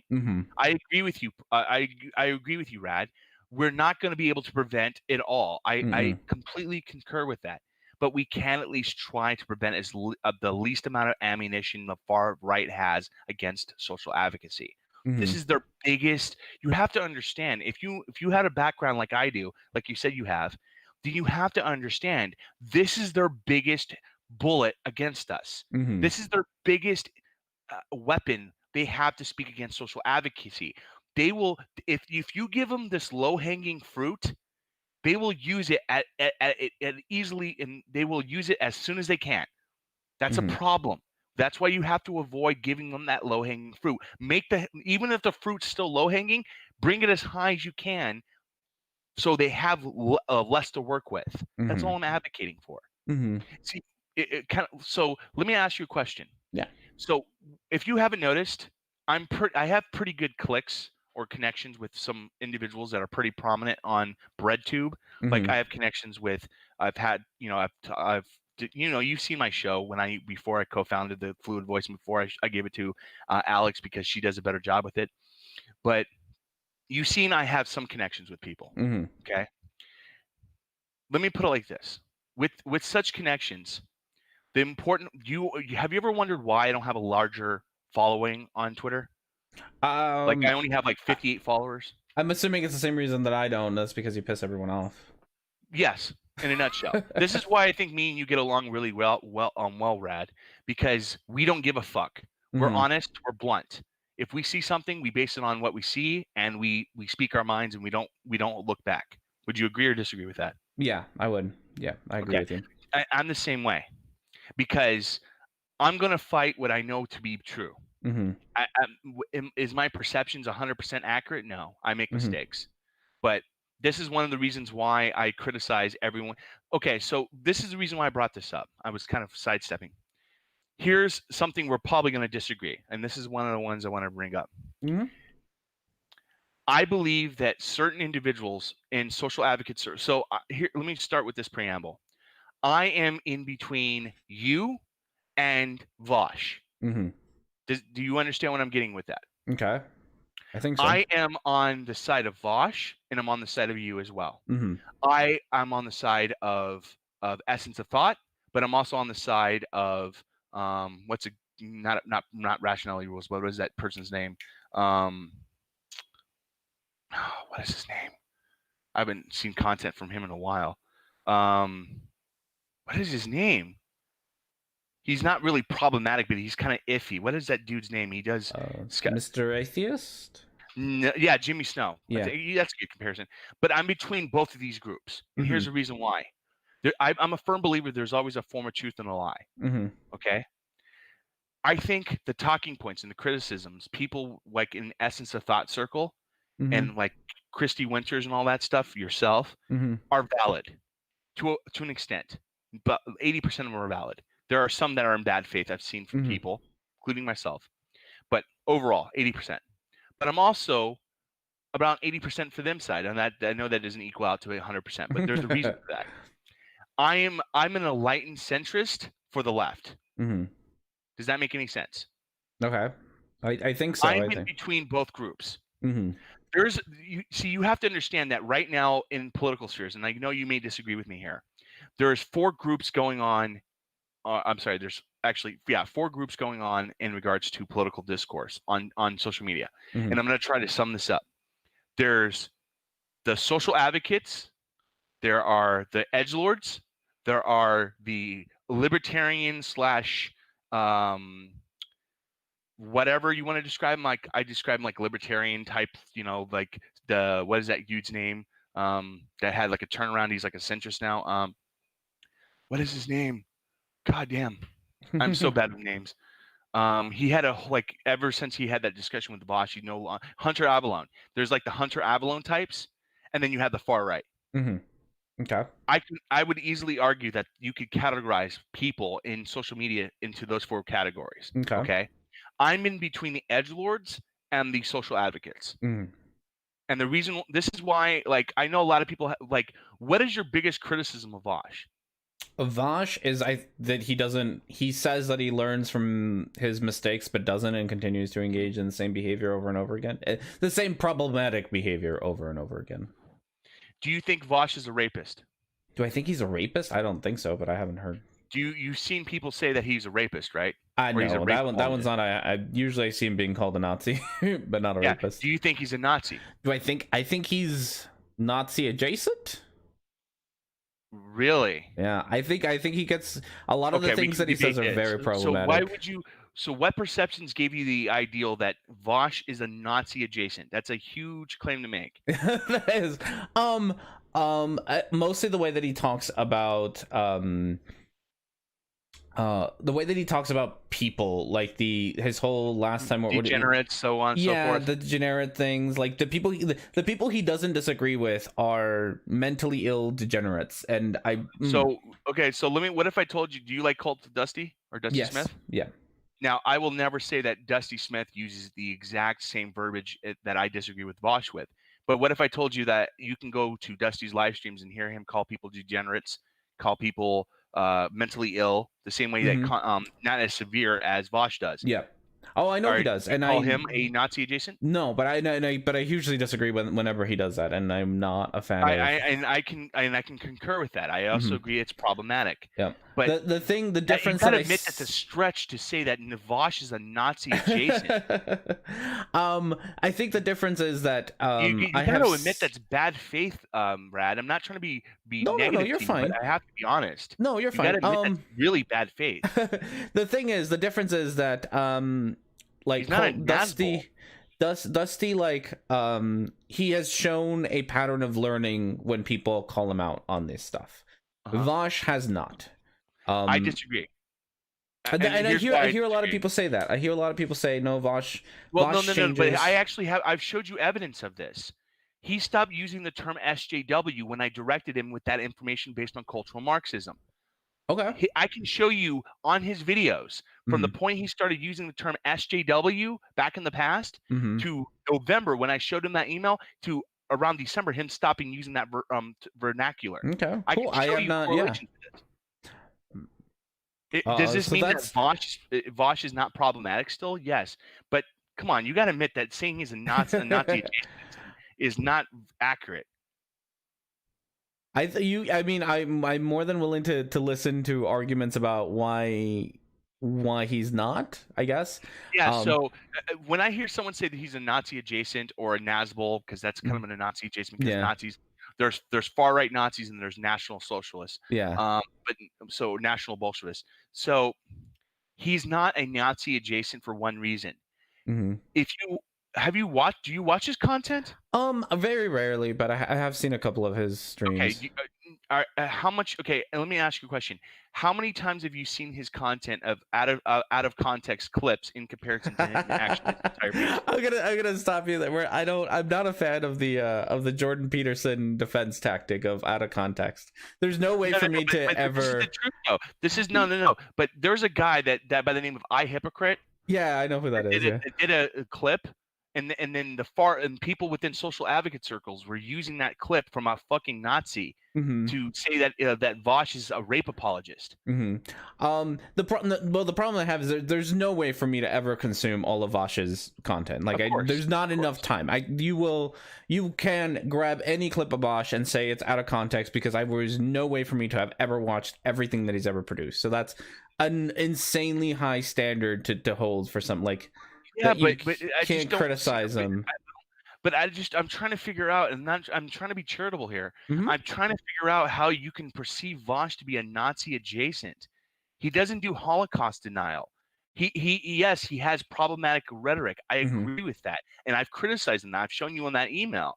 But to say he's a Nazi adjacent, he doesn't do Holocaust denial. He doesn't promote the Jewish question. He doesn't do anything that you would typically associate with even a person like Lauren Southern. I would say is a Nazi or a Nazi adjacent, or even do you know who? What is that guy's name?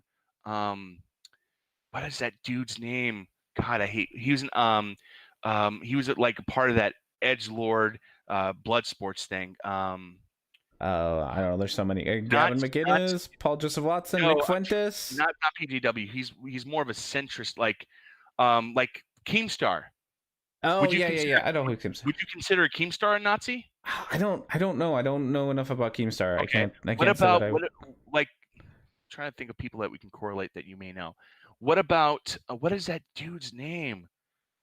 God, he has like this. He has 3 words in his name. It's not PJW. It's not Keemstar. He's like it's gonna come to me. I gotta process this. I'm bad with names. This is the problem with my PTSD. I have memory problems. Vosh did a discussion with him, which I criticized him on. I can't believe I forgot this shit. Okay, let me ask you this. Yeah. Good example. Shoe on Head. Do you think she's a Nazi adjacent? Do you think she's I keep being told that she's taken back some of her older statements, so I until I see those, like, from what I have seen, and I understand that I am told that she's changed on a lot of her positions, but I think from her old stuff I would consider, like, 2016 Shoe on Head is. So can you give me, other than Vosh, who else would you describe as a Nazi adjacent? Other than Vosh? Other than Vosh, could you give me other than Xander Hall or Vosh, because they're kind of like Xander Hall is like Vosh Jr. Yeah, I'm not sure if Xander Hall is Nazi necessarily. He's definitely or even Nazi agent. He's definitely, yeah, he's an edgelord. Most of my problems with him is. What would you describe as a Nazi adjacent? Nazi adjacent. So let me do a comparison list on my end, and then you tell me if you agree or disagree. Is that fair? Sure. Okay. Lauren Southern is either a Nazi or Nazi adjacent. Oh, she's definitely a Nazi. Yeah. Okay. Another person that we can describe as a Nazi adjacent is, I got to think about a clear, good example that you may know like about. Sargon of Paul Akkad, I think. Watson is a Nazi adjacent. Yeah. I would even call him like full out Nazi. I don't think he's possible. Adjacent. He's a fascist, but I wouldn't say he's a Nazi per se. But I would consider Sargon of Akkad definitely somewhere. So would you consider Sargon a Nazi or Nazi adjacent? Probably more Nazi like than adjacent. Okay, that's fair. I don't think he's adjacent. Would you consider TJ Kirk a Nazi adjacent? Since he's blocked me, I haven't really watched his stuff. Okay. How about Joe Rogan? Joe Rogan. I don't know if Joe Rogan knows what Joe Rogan is. He's too much of a. I don't think he's a amorphous blob. Who will say funny. Whatever. He'll agree with whatever catches his interest that week. I think it was a recent discussion between Humanist Report and the Serfs, and where they were talking about in an interview how they say that Joe Rogan is kind of like you mentioned your descriptor of amorphous blob, and where if he'll have Bernie Sanders on, or he'll have like someone very left leaning on, he'll like sound like, man, this is the best hour of watching this. Yeah. And then he'll have Ben Shapiro on, and it's like, damn, I just wasted an hour and a half of my life. Yeah, I genuinely don't think that Joe Rogan has any idea what his own politics are. I'm trying to somebody this, so Nestle said this, and I think it's worth reading. It says, I wouldn't say that Vosh is a Nazi adjacent, depending on how exactly to define that term. I think they bring a lot of rhetoric and poor behavior from that side. Is that the definition? I would actually agree with that. I concur with what Nestle just said. I actually agree with that. Yeah, what do you think, Rad? I guess then if I have to sit down and like use my definition, I think a lot of my problem with Vosh isn't necessarily like, I don't think he might be anti-Semitic. I'm not sure if I have any like examples of him being anti-Semitic, but I think a lot of it I watch his content actively. I have no problem telling anybody that. He has not, as far as I've known, I've never seen him push anti-Semitism or the Jewish question. Yeah, so I don't think he's like a Nazi in that way. Like, he's not like, I believe you that he hasn't brought up any anti-Semitic sentiments or the Jewish questions or whatever, but he brings with him a lot of the rhetoric. Like, and yes, I think that's my biggest, why I call him not a Nazi, because I don't think he has that like. But you have to agree that if you apply that standard to him, you would have to apply that standard to a lot of other people on the left that you may not think so. Because I gladly will. Yeah, no, I gladly will apply. Like I just want people to understand, I'm not a stand for Vosh here. I've criticized Vosh. Like I've even done a video like I was on the Fluid Voice, like this second or third episode, clearly labeling my criticism of Vosh. Vosh has problems, but here's what I'm trying to get at, Rad. Okay, I understand people can have problems. Like, I have criticisms of Christy Winters. I'm not gonna lie to you. You can go to my timeline. I criticized her 10 months ago for saying that the only people that support Bernie Sanders are only middle or rich white men. Oh yeah, I agree. No, I agree with. I would agree with you. I have criticism. Christy, like, I consider Christy a friend of mine. Christy Winters a friend of mine. We play D&D together. We hang out together. She's a lovely lady. She's fantastic. Yeah, I have criticisms about her. I tweeted or I messaged Christy in private about that debate she just did over at Modern Day Debates. Oh yeah, I saw that she was doing that. Yeah, I'm the one that's told her about it. And she did it. I recommend anyone. She blew that anti-feminist out of the water. Yeah, I haven't seen it, but I have heard. Yeah, and I'm not surprised. Like I said, I think she's fantastic. I spend my free time with her because I enjoy her company. Here's a talking point that this is my point. This is what I'm trying to do.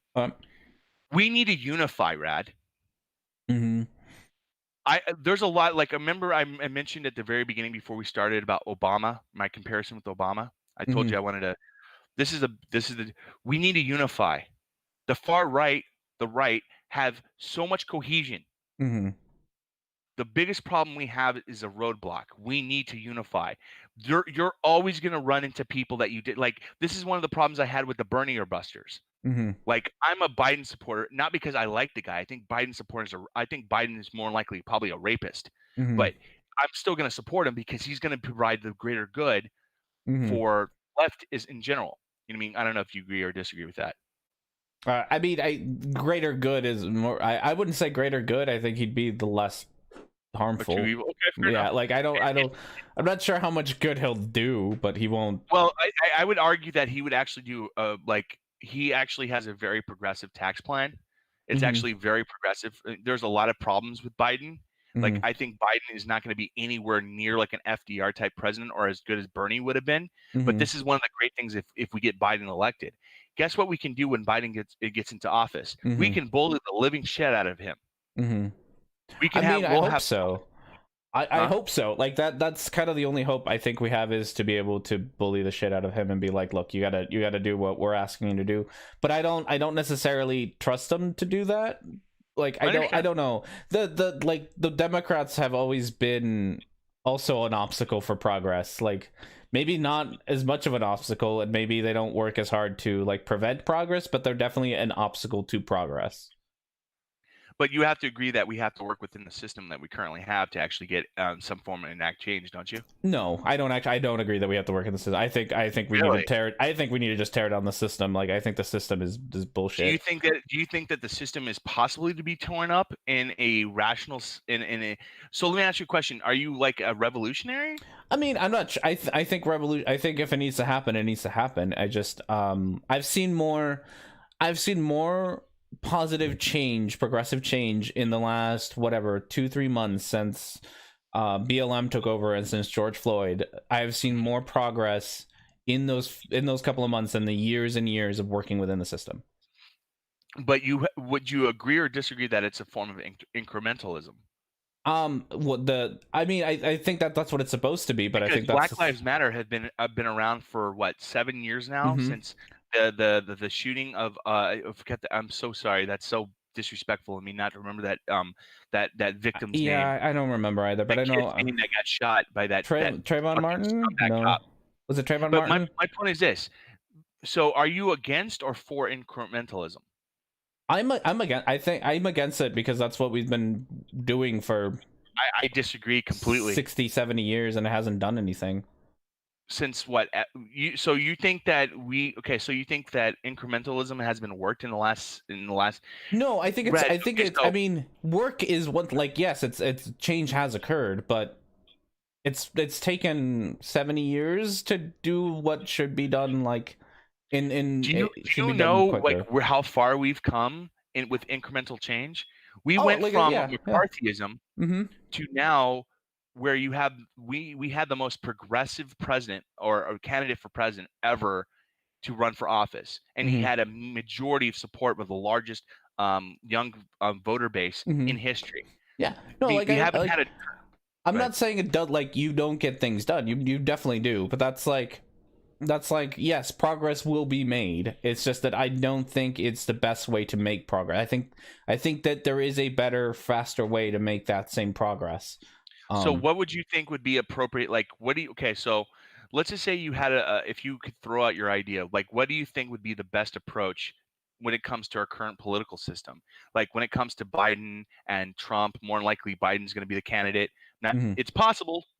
I hope Bernie does get maybe something magical. And again, not magical, but something miraculous happens with Bernie in the DNC convention. But it's a slim chance. Yeah.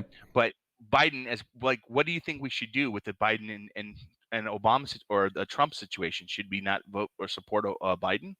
Oh no, I think you can. I think you can support Biden, but it's still like, there's a difference between like you have to do what you can to survive, and which is understandable. But I think we get into this mentality of the only thing that we can do is survive. And I think no. See, I disagree with that framing, and let me explain why. This is important. Do you like Noam Chomsky? I'm a big fan of Noam Chomsky, other than his recent signing of that stupid letter. Yeah. Besides that, I don't usually take issues with him. Okay, so Noam Chomsky made a very, very valid point. So this goes in, and this is why I agree with it. Going with my background in history, do you know how the Germany went from the Weimar Republic to Nazi Germany? How versed are you on that? I don't remember the details. I'm sure I went over it in high school. Fair enough. So a little bit of education lesson for everyone here. One of the main contingents by modern day historians of why the rise of Nazism occurred is because liberals, social democrats, refused to work with communists. They refused to work with socialists. Think about it in this scenario on the polar opposite. If I don't know what your political, I don't know what if you're a socialist, I don't really care, Brad, because I don't like labels. Exactly. So it doesn't matter. Whatever. I don't care. Let's just say you were a socialist, okay? Sure. Let's just say you're a SOCDEM or a socialist, whatever. Mm-hmm. Can you imagine in that scenario if we did the polar opposite? So back then, the SOCDEMs, the liberals, refused to work with communists to fight against Nazism, and that brought the rise of fascism. I would easily argue with historical evidence, like Noam Chomsky mentioned, that same standard would apply to today. If we don't consolidate on the left, even with people like Vosh that we both have, you have a little bit more criticisms than I do, to be fair. If we don't side with people like Vosh, if we don't side with people like Xander Hall, we don't side with people that we may find problematic even for social advocate circles, all we're doing is giving more power to fascism to rise, the far right to rise. We saw it we saw it on social media. We saw it with the anti-SJW community. This is self-evident. If you saw what happened with Gamergate from 2013 all the way to today, and how now BreadTube is kind of like balancing the scale on social media between reactionary and BreadTube, have you noticed that balancing act now? Yeah. There's a reason for that. In between 2013 and 2018, there was no counterbalance to reactionaries on social media. They took over. Dusty Smith was actually very spot on in 2017 when he talked about it. Because there was no balance, there was no pushback. That's why we need, as the left, even if we disagree with people, even like Obama, even if it's Biden, we need to consolidate so we can enact some form of change. Once we're in power, once we have some form of measure of power in the system, then we can fight for that revolutionary change as your example. So it's harder to do so when we're not in power. The problem with that is that's what happens at every election. Like, that's what happened when Bush, when we were arguing against Bush, is like, we just gotta, doesn't matter who we pick, we just gotta beat Bush. Doesn't matter who we pick, we just gotta beat Trump. Like, that's. But you're basing it strictly on just the last 20 years. Look what happened in the 1960s, Rad. Look at what happened with the civil rights movement.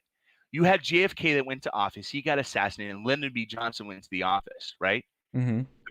This is what made the polar shift from the Dixiecrats into the Republican Party. I don't know if you know this, but I'm pretty sure you know there was the Southern strategy, and where the Dixiecrats that were conservative Democrats shifted to the Republicans. And you know about that, right? Okay. The main facet of that was because of the push of JFK. JFK, from 1959, ran on a campaign of trying to give equal rights to African Americans, people of color. Okay. But that all started in the mid-50s when it came to the civil rights movement. My point is this. Right now, in my opinion, what we're seeing is a similar push. We're in the 1950s right now. Okay. I know that's a bad analogous, but I'm using this as an example. This is my position. We're in the 1950s right now. We're seeing movements like Black Lives Matter. We're seeing movements like Antifa, so on and so forth. Well, Antifa is not really a group. They're more of just a loose organization of people. You know what I mean? Yeah. But I think in the next decade, we are going to see the very next civil rights movement. We are going to be seeing a next thing. Guess why? Incrementalism. It takes steps.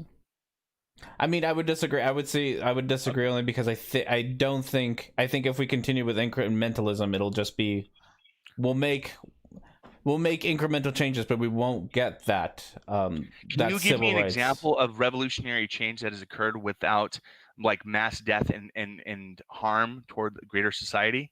I'm sorry. Repeat that for me. Yeah, can you give me an example of revolutionary change or quick change that has occurred in society that doesn't cause some form of immeasurable harm? Oh no! I think it certainly will. Like I'm not naive to the fact, like to what it costs to do that. But when you think that cost is a little bit too much to bear? I don't know. I mean, the example that I can really think of is like the Civil War. Was it really worth that many soldiers dying just to free slaves? I would argue yes. I would argue that the Civil War probably shouldn't have happened. No, it probably shouldn't have. But yeah, like the deaths of that many people is probably worth not just the freedom of those slaves at the time, but the dismantling of that system. I think it is worth that. But Rad, you have to acknowledge that the Civil War is an extreme example. Yeah, but every other form of progressive change that has happened in the United States has not been equivalent to a Civil War. Look at what happened with FDR and the New Deal. That wasn't done without violence. That was a revolutionary thing. They really look at it.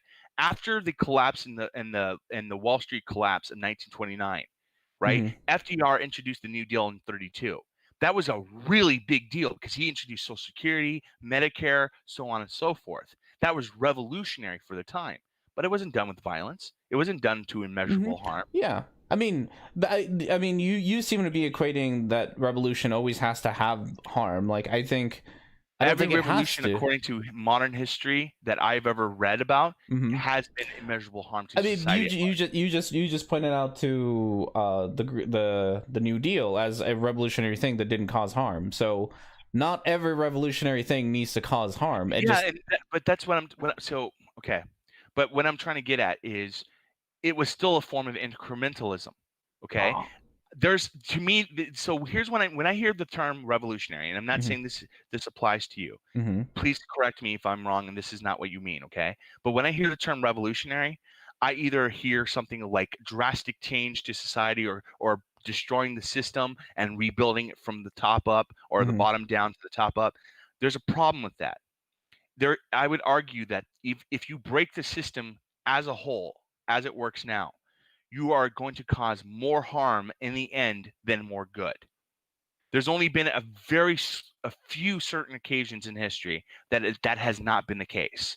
Like you can talk about the fall of Rome, you can talk about the collapse of Constantinople and where that happened and was a positive. But there have been rare occurrences that has happened. But the overwhelming majority, let me put it like this, and I'm going to try to explain this as best as possible. For me, I believe that history repeats itself.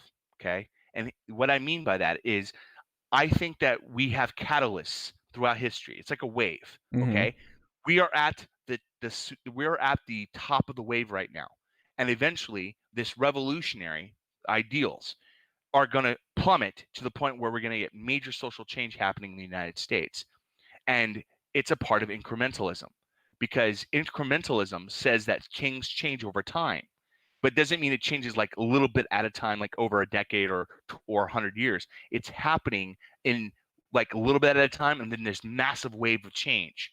Does that make sense at all? I mean, I would disagree with that definition, but it does bring up a good quote because people are in the chat are asking kind of definitions because so there's a lot of questions in the chat. Most of them are about kind of like let's stop and talk about definitions for a second because I would disagree with your definition of incrementalism because I don't think that. So let's do that. So Nestling asks or says R&D, I think we need to delineate exactly what the difference is between incrementalism and revolution. So what you described to me doesn't sound like incrementalism. It sounds like revolution. Like you have a peak and it changes, and you have this big change. No. So incremental are small changes over time, and what I'm saying is we have seen this historically from many different facets, different times that we've seen from the Civil War, so on and so forth. There are catalysts. It's like a buildup of small changes over time, and these changes culminate so much that it makes this massive wave of change that occurs within society. We've seen this for different facets. So it is a form of incrementalism. These small changes happen over time, and eventually these changes culminate so much that it fundamentally changes how society functions. A good example, as I already mentioned, is in regards to the civil rights movement. You can go back 20, 30 years before the civil rights movement, starting with the New Deal, about the government, FDR, trying to be more inclusive of people of color into the military, especially World War II and such. And then you started seeing people advocating for Black veterans, especially like the Tuskegee Airmen, and giving them more equality in the military. And then that built up to the Civil Rights Movement in the 1950s. And then eventually all those things stacked. All those events stacked until we finally hit the peak of the Civil Rights Movement in the mid-60s with the Voting Rights Act. And then eventually, of course, Martin Luther King got assassinated in 69, all that, or 68 and stuff. That's what I'm talking about. And I guess I disagree that it was the changes that are stacking up, but it's the lack of change that's stacking up. Like we're not seeing this big upheaval of what we're doing because of everything that has slowly changed over the last whatever 60, not even 60, 30, 40 years. It's because of all the changes that have not occurred over the last 30 years. Have you seen the changes that have occurred when it comes to the LGBT community? Yeah, no, like, and again, I'm not saying that changes haven't occurred. It's the changes that haven't, that like it's the frustration of these things should have happened 30, 40 years ago. And we are now frustrated that it hasn't happened, and it's that has created this like bubble that is now bursting. It's not because you know, we're not out there protesting because we had all these changes already. We're out there protesting because we didn't have enough changes. I disagree, because the simple fact is we have seen such changes. So as I was mentioning with Stonewall, we saw the Stonewall riots in the late 60s that culminated to more, well, actually, I will even go before Stonewall. So in regards to trans individuals, there's a woman, I forget it, Kristen Ford, or I don't, she was considered one of the very first public trans women in society. She brought up to the out in the open transgender individuals in regards to, you know, equal rights and stuff. She's a veteran anyways. But from that point, transgender individuals became more prominent until Stonewall. And you have to also remember that even if you have revolutionary change, the problem I have with revolutionary or drastic changes, it has a tendency of leaving people behind. So a clear example of this happened with Stonewall. Stonewall was a big push for LGBT rights in the United States. But at the same token, you had organizations such as the TERFs back in the 70s that actually tried to expunge or exclude trans individuals from the conversation. So I agree that revolutionary type change happens, but it happens because of incrementalism. So if you look at what happened from Stonewall up until 2014 with gay marriage being advocated, I would easily argue that that was based on incremental change, how society changes over time to be more acceptable to these forms of individuals. Yes, I wish it changed faster. Who doesn't? Who doesn't want more inclusivity in society as fast as we can possibly can? But unfortunately, we live with a demographic of 35% of people who are Trump cultists that are going to vote and vote for their interests based on. I guess my point is this: do you agree or disagree that if we still have a large contingent of the voter bloc still basing their precepts and notions of who they vote for and what they vote for based on religious fundamentalism that teaches like homosexuality is a sin and stuff like that, do you agree or disagree that until we at least change that functionally, that we're still going to face massive problems and hurdles in regards to social advocacy? Repeat that one more time for me. Yeah. So do you agree or okay? So I'm trying to rephrase it. Yeah. Do you agree or disagree that until we address the social issue of the religious right, fundamentalist Christians who primary ideology teaches hate of gays, hate of LGBT, and how it's inundated with an over contingent of the population in the United States, do you agree or disagree that we need to deal with that first before we tackle such large social change? I not necessarily. I think we can. I think we can, because I mean the same way that it has been done. Like we haven't, right? We haven't forever.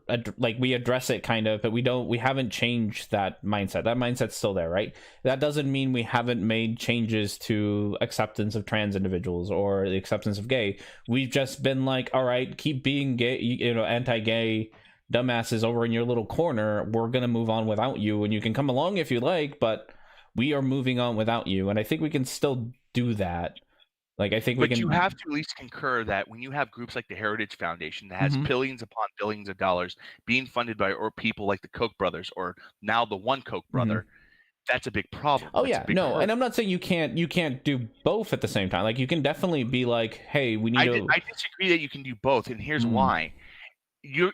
Until we get like a good example and a good analogy on this is money in politics, right? This is a common talking point. Like I'm pretty sure we both agree that money in politics need to get removed. Yeah. Would you agree with that? Yeah. Okay, so until we beat that hurdle and where we fight that Supreme Court decision, forget what it's called. I think it was no, it was something else.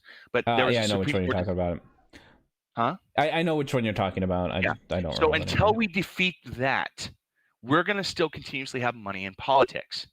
That same standard applies in regards to a specific demographic of people. You're still going to have a large contingent of the U.S. voter bloc, voters that will vote for issues based on the contingent of religious fundamentalism, that will fight tooth and nail as much as they can to prevent any form of social change. This is a major hurdle block that LGBT individuals face.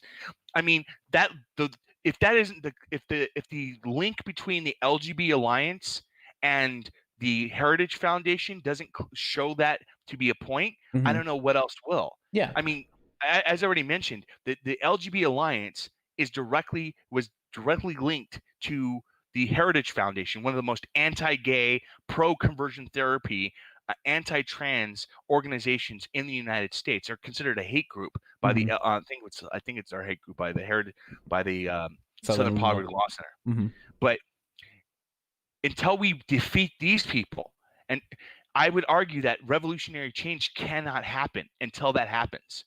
There's too many roadblocks. Oh yeah, I would disagree, but that's that.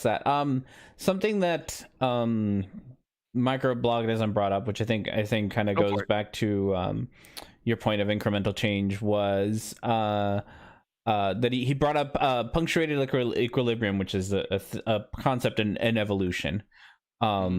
So it's pretty much small incremental changes, but then you see like a big burst. Exactly. And the way that I just looked at the comment, the way that microblogged exactly framed it is the way I think how it works in politics and how when it comes to social change.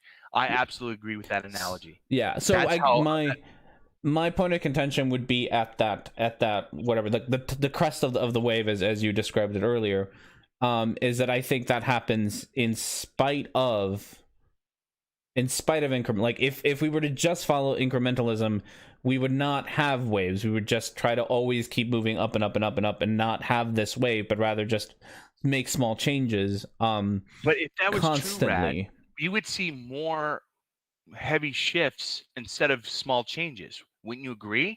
If that was the truth, if that was the case, based on historical evidence, context, what have you, if that was genuinely the case, we would see that more in place on historical progressive change over time. But we haven't.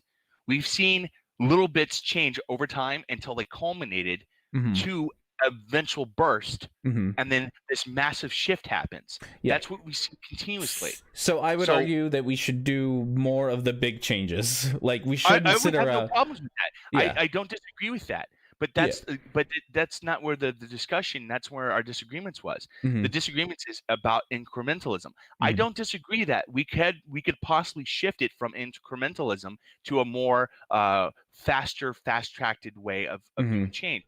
No disagreements with that. But I would argue until we address these other roadblocks. I'm going to give you another analogy here, and this is one of the things I like to do.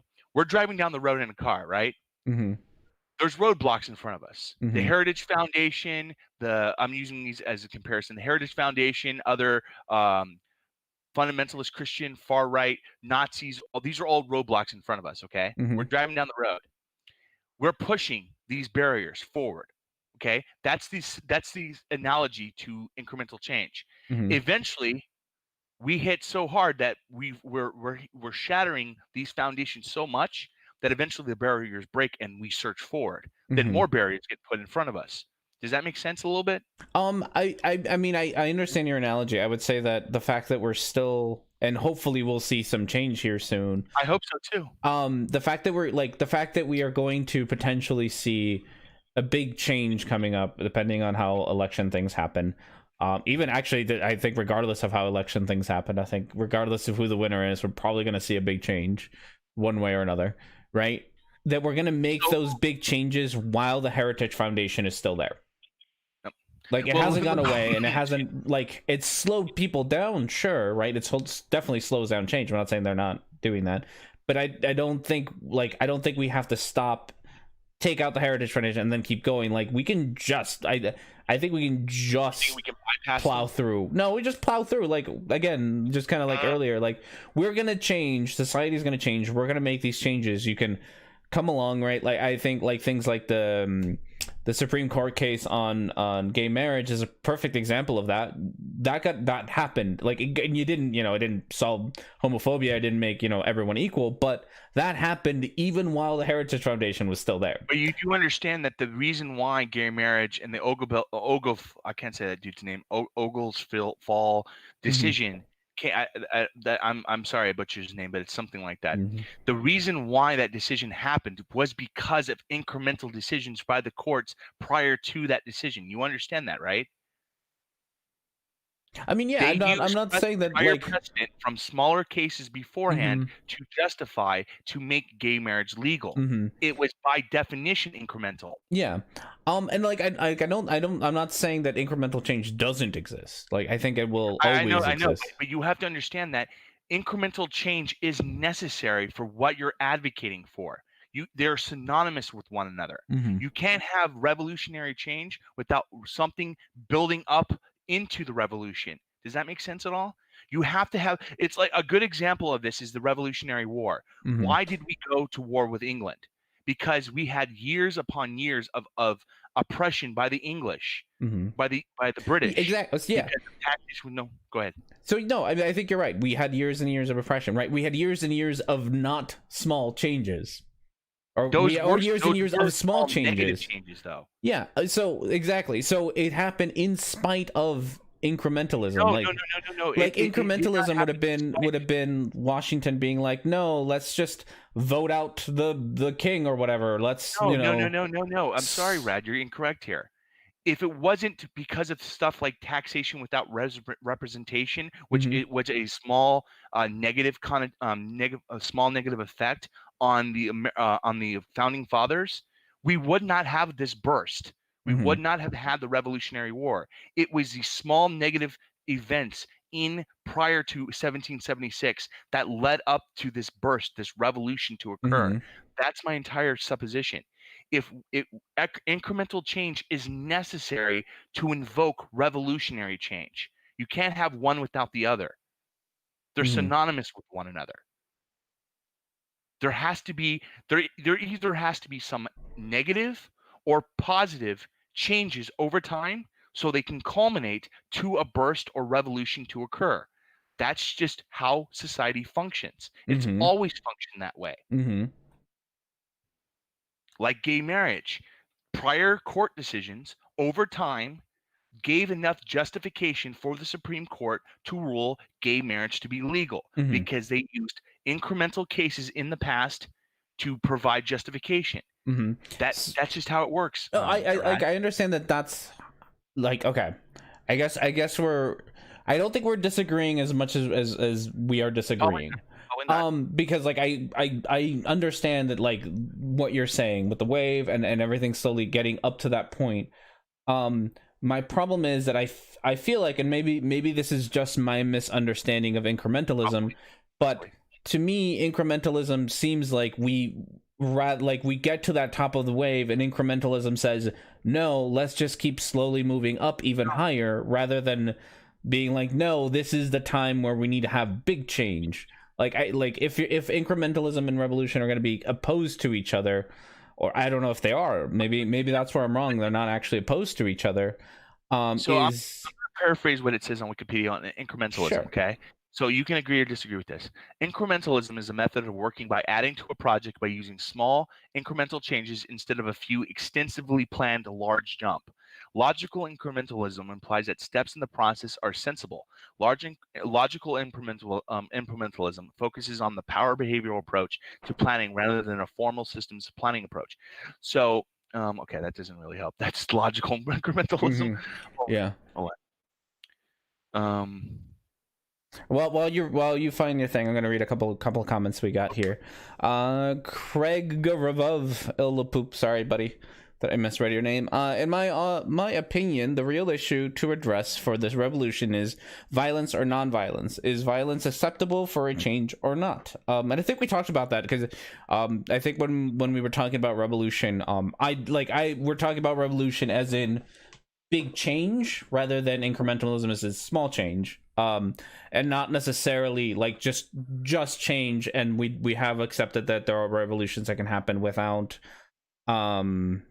violence or without big change. I think Elliani brought up the New Deal in the 1920s as an example there's of a that. paper I'm going to link you real quick. This kind of goes and justifies what I'm getting at. This is a paper written by Michael Hayes on, it's titled Incrementalism and Public Policy Making. Here, I'm going to link it so you can see this, and if you want to show it to other people, I will share it in the so it kind of goes, I don't know if, okay, good. So here's what it says. Incrementalism is a model of policy process advanced by Charles Lindblom, who views rational decision making as impossible for most issues due to the combination of disagreement over objectives and inadequate knowledge base. And that's where I was giving you an example with the roadblocks, like the heritage foundations and such, of when it comes to disagreement. Policies are made instead through a pluralistic or a plastic process of partisan mutual adjustment in which a multiplicity of participants focus on proposals differing from only incrementally from the status quo. Significant policy changes occurs, if at all, through a gradual accumulation of small changes, a process Lindblom called serality. I can't say that word. For incrementalism to yield defensible policy outcomes, three conditions must be satisfied, all of which are far from automatic. All, or at least most, social interests must be represented. Political resources must be balanced sufficiently among groups that not one actor or coalition dominates, and political parties must be moderate and pragmatic, permitting a convergence of ever-evolving political center. While Lindblom sees non-incremental policy departures are as extremely rare, subsequent research suggests that major policy departures may occur in response to crisis or mass public arousal, as I've been telling you about, through the development of a rationalization breakthrough after many years of experience with policy implementation, or through a process of punctuated equilibrium. While many scholars and policymakers have argued that policymaking can and should be more rational, or that non-incremental alternatives may at times be superior to incremental ones, implementing non-incremental policy departures poses special problems and often gives way to incrementalism to the administrative processes of public attention and support for strong action wanes. Non-incremental policy departures are more likely to be both enduring and effective where long experience with an issue leads to a consensus of values and adequate knowledge base, giving rise to rationalization breakthrough. Does that make sense? Yeah, so that's a lot of what we talked about, like what Michael brought up, the punctuated equilibrium. So in a nutshell, and I'm going to try to stillman this as best as possible, it completely goes and clarifies my position that when it comes to these breakthroughs, they're very rare. I wish they happened more often, right? I'm with you on this. I want you to understand that I do agree with this one notion with you. I wish they were more prominent. I wish that society would progress. Like, I wish we were in like, I wish the Dark Age, like, can you imagine, like, I'll give you an example, and this is kind of off topic, but I have to throw this out here. Can you imagine what would happen if society never went into the Dark Ages? Think about it. If we didn't have that 1,000 years between the Dark Ages and the Enlightenment, we would be 1,000 years in the future right now in regards to our advancement and change. Think about that. I wish those things did not happen. But unfortunately, we are always going to have a contingent of society that are always going to do pushback in regards to social change. That is always going to be a case. And when you try to introduce revolutionary ideals into a culture, there's going to be way more pushback of such revolutionary change than incremental change. That is the reason why incrementalism is more powerful in the long run, because it does create opportunities, these rare opportunities of these bursts to occur, as we've talked about already. Yeah, no, I get what you're saying. Like I said, my biggest thing is I think we should push to have those bigger changes happen more often. Like, that's why I disagree with incremental. Not because I don't see it, like, not because I don't think it exists, not because I don't see it happening, but because I think we should push to have these big changes happen more often in order to avoid, like yes, revolution may cause harm in it itself, a pushback, whatever. I get that, but at the same time, I think incrementalism also has the problem of all the harm that it is being caused between change, right? Like, we can real quick, if I can respond to Nelsie, Yes, Nelsie, the Dark Ages wasn't particularly dark as per se. It's a colloquial term in reference to a certain period of time and where our society went into a period of where only certain intellectuals and certain elitists had knowledge when it comes to the written word. That's the common vernacular. So yes, you're correct. Using the terminology Dark Ages is not historians get pissy about that, and I understand why. But I respect that. Nelsie's not wrong, though. I have to address it. He is not incorrect by saying that is not something modern. That is, you're right. yeah. Modern historians do not use that definition. So he's right. But yeah, so that's kind of I think we can push to have those big changes happen more often. I wish that's what I would like people to. That's what I want to advocate for. Like, let's advocate for having these big changes happen more, rather than just. I feel like accepting incrementalism is just sitting there and be like, it's going to eventually happen, and we just have to sit here and wait for. That's not how I look at incrementalism. I look at incrementalism basically on the progress of society. So. Like for me, when I talk about incrementalism, is exactly that. We have society's mind frame and concepts change over time. Like right now, we're facing a large contingent of people being anti-trans. Like they literally hate me for who I am. Yet 30 years from now, there may still be a problem, but I would easily argue that 30 years from now, if I'm still alive, I would be more people would be more accepting of who I am. Yes. Other than today. And that's incrementalism because society changes. Now, if drastic change, as you are advocating for, does occur, I'm all for it. I just want everyone to understand that. I hope it does happen. But unfortunately, I have to advocate for incrementalism because I believe that unless we have power, nothing can change. You know, you can yell to the void all you want, but until we have power, which would mean Biden, for example, in this analogy of the 2020 election, unless the left has power, we can't bully the people who are moderates to go more left and shift the Overton window, and that's incremental. So that's it. I think we just disagree on how quickly it should happen. Yeah, that's the only I think so. I think we are pretty much in agreement on most of this. I do like that. I think a new term has been coined in the chat, which is that we're going to have thick incrementalism. Thick incrementalism. Yes. I like that. so bigger changes happening at a slower pace. So before I don't forget, so I wanted to mention this in relation to what I was talking about. So when it comes to absolutism, okay, we're kind of went off topic. But when it comes to absolutism, it's a big problem, okay? So I want everyone who hears me say when I say this, if you hear anyone make a statement based on a position of absolute this, absolute that, if they say something is immutable to one other thing or another thing, be incredibly skeptical. Well, just be skeptical. Not incredible because you can't be, but be skeptical. Be questionable. Be extremely questionable on what they're claiming. Like this is one of the biggest contingents of gender. Like you can break down gender critical TERFs with one thing. If they push as their narrative that biological sex is immutable to gender, all you have to say is one thing. You're denying science because that's what they are doing. The overwhelming scientific consensus says that biological sex is not gender. They deny that fact, that automatically blows them out of the water. That's all you have to do. Yep. Just, Yeah, the nice thing about people who make absolute claims about something is that you only need one example to prove them wrong, and that's it. Just one thing is all you need when you say that everything follows a certain rule. You just need one thing that breaks that rule, and then you're done. So real quick, if I can address your audience, does anybody have any questions of me? Does anybody want to know anything about me or have any questions on what I've covered so far? Yeah, we've covered a lot. We've gone through a lot of topics in one day, which is par for the course around here. We don't tend to stick around with one topic for very long. People were impressed that we stuck around to the. But to be honest, though, Rad, these are all. See, we have touched base on a lot of different notions, but I want you to understand at the end of the day, at the end of this discussion, they are all the same. And here's what I mean by that. This is far-right rhetoric. cultural Marxism, as I told you when we first started, I would try to explain to you why they're consolidated or why they're synonymous with one another.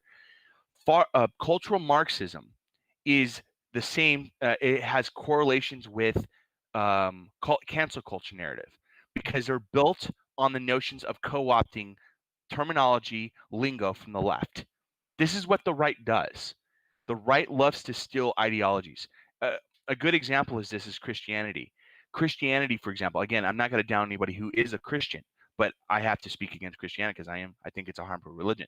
But Christianity is by definition, in my opinion, based on how it's structured, is a right-wing political spectrum. Mm-hmm. I've had debates on this with people.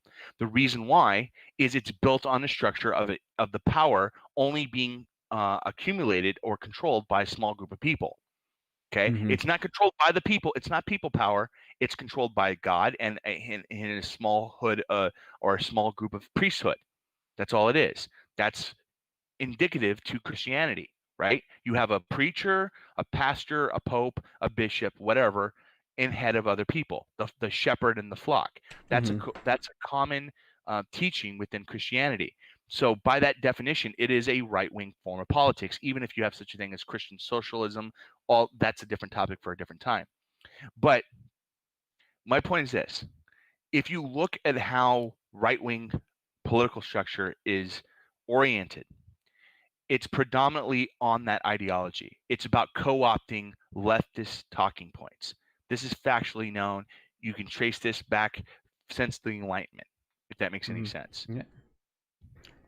Well, I hope you were very thank you. You were very informative. I learned quite a bit. Like I said, I'm not much of a history buff, so I tend to be rather ignorant about that. Anytime you want, if you're ever going to be doing content, like I don't know if you're going to be making more active videos or not, but if you ever do any videos and you need a background in history, feel free to hit me up. I don't have a PhD, I don't have a bachelor's, I only have close to an associate's in history, so my knowledge in history is only very specified in regards to Nazism and World War II and so on and so forth.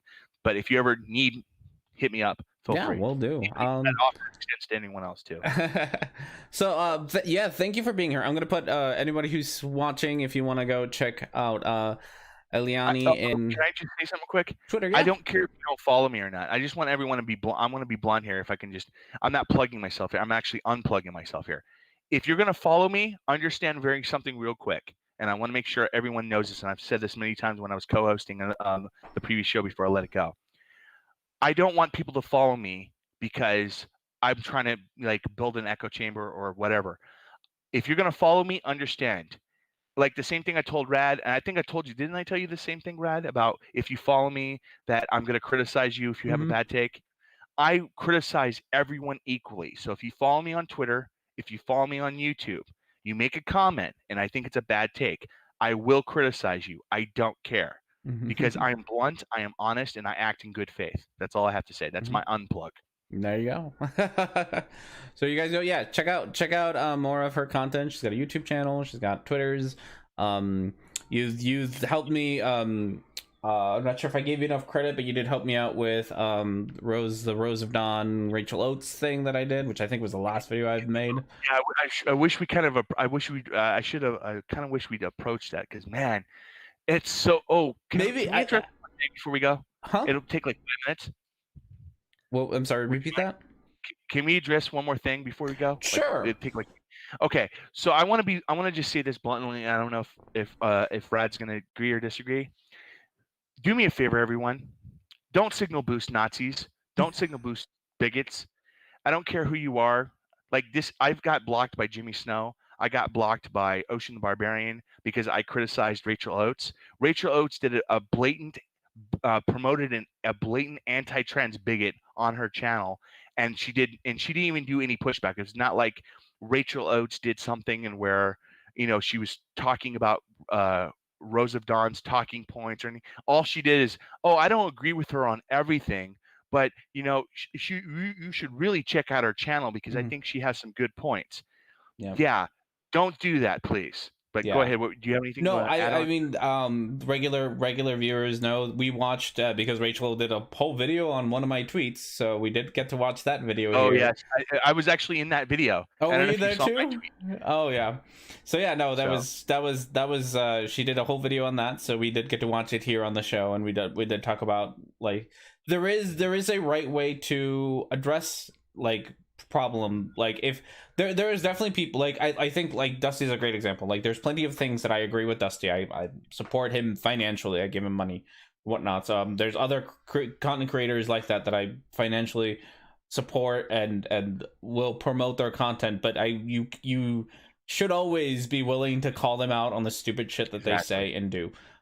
See, that's why I think, like I told you, that's why I think I get along with you, Rad, very well. I had a connection with you since we first talked because we may have different life experiences. We may have different situations that we went through in regards to where we're currently at in regards to our political ideology.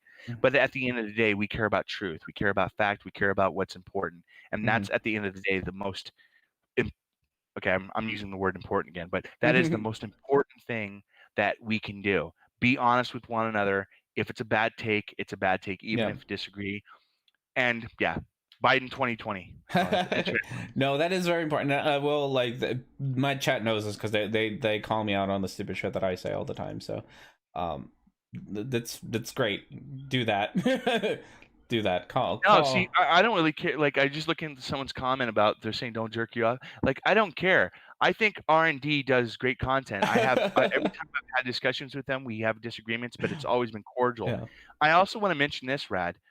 If you ever get a chance, this is one of the other major talking points I absolutely hate the far right does is about echo chambers. Mm-hmm. Do yourself a favor. Like, one of the biggest reasons like I go and I watch other people's content is because they can't use that against me. They can't say, "Oh, I'm only in my echo," because I literally, if you look at my Twitter feed, I have, how many times have you seen me post videos from like Rose of Dawn or Blair White or other problematic individuals because I watch their content. I know the bullshit that they spew. You know what I mean? And I would recommend everyone to do the same. Not because I want you to be to just absorb their bullshit talking points, because I want you to look at their content, criticize it in good faith, so when you come in front of a discussion with this topic, you can easily adjust it because you already have it in your mind. It's already fresh. It's like mental exercises. But that's it. Yeah, I'm done. And what I'll have to have you come by because I think the topic of platforming and all that is a topic that I think needs a little bit more discussion, and I think you and I kind of agree on some of the who gets platform, who promotes who kind of things. So yeah, signal boosting is a big problem, but I'll put this and I'll put this as a kind of like a caveat for our next discussion. But deplatforming absolutely works, and if you speak against deplatforming, you're against the U.S. Constitution. There you go. Oh, I'll say that blatantly because rights of association are in concordance with a company, or even if I think a corporation should be regulated, until we have such regulation in place, we have to work with what system we have in place. And Google and companies like that have every right to enforce their TOS in regards to who they want to associate with or not. Yeah. So if anyone speaks about deplatforming as a form of censorship, understand that they're literally speaking against the First Amendment and rights of association and the U.S. Constitution. They are literally spitting on its very notions. That's it. All right. Well, thank you for being here. Thank you, the chat. You had some wonderful questions and interactions. I do appreciate it. Go check out Elliani's content all over the internets and whatnots. And with that, I think we are all set. So everyone have yourselves a wonderful rest of your day, and we will see you all next time.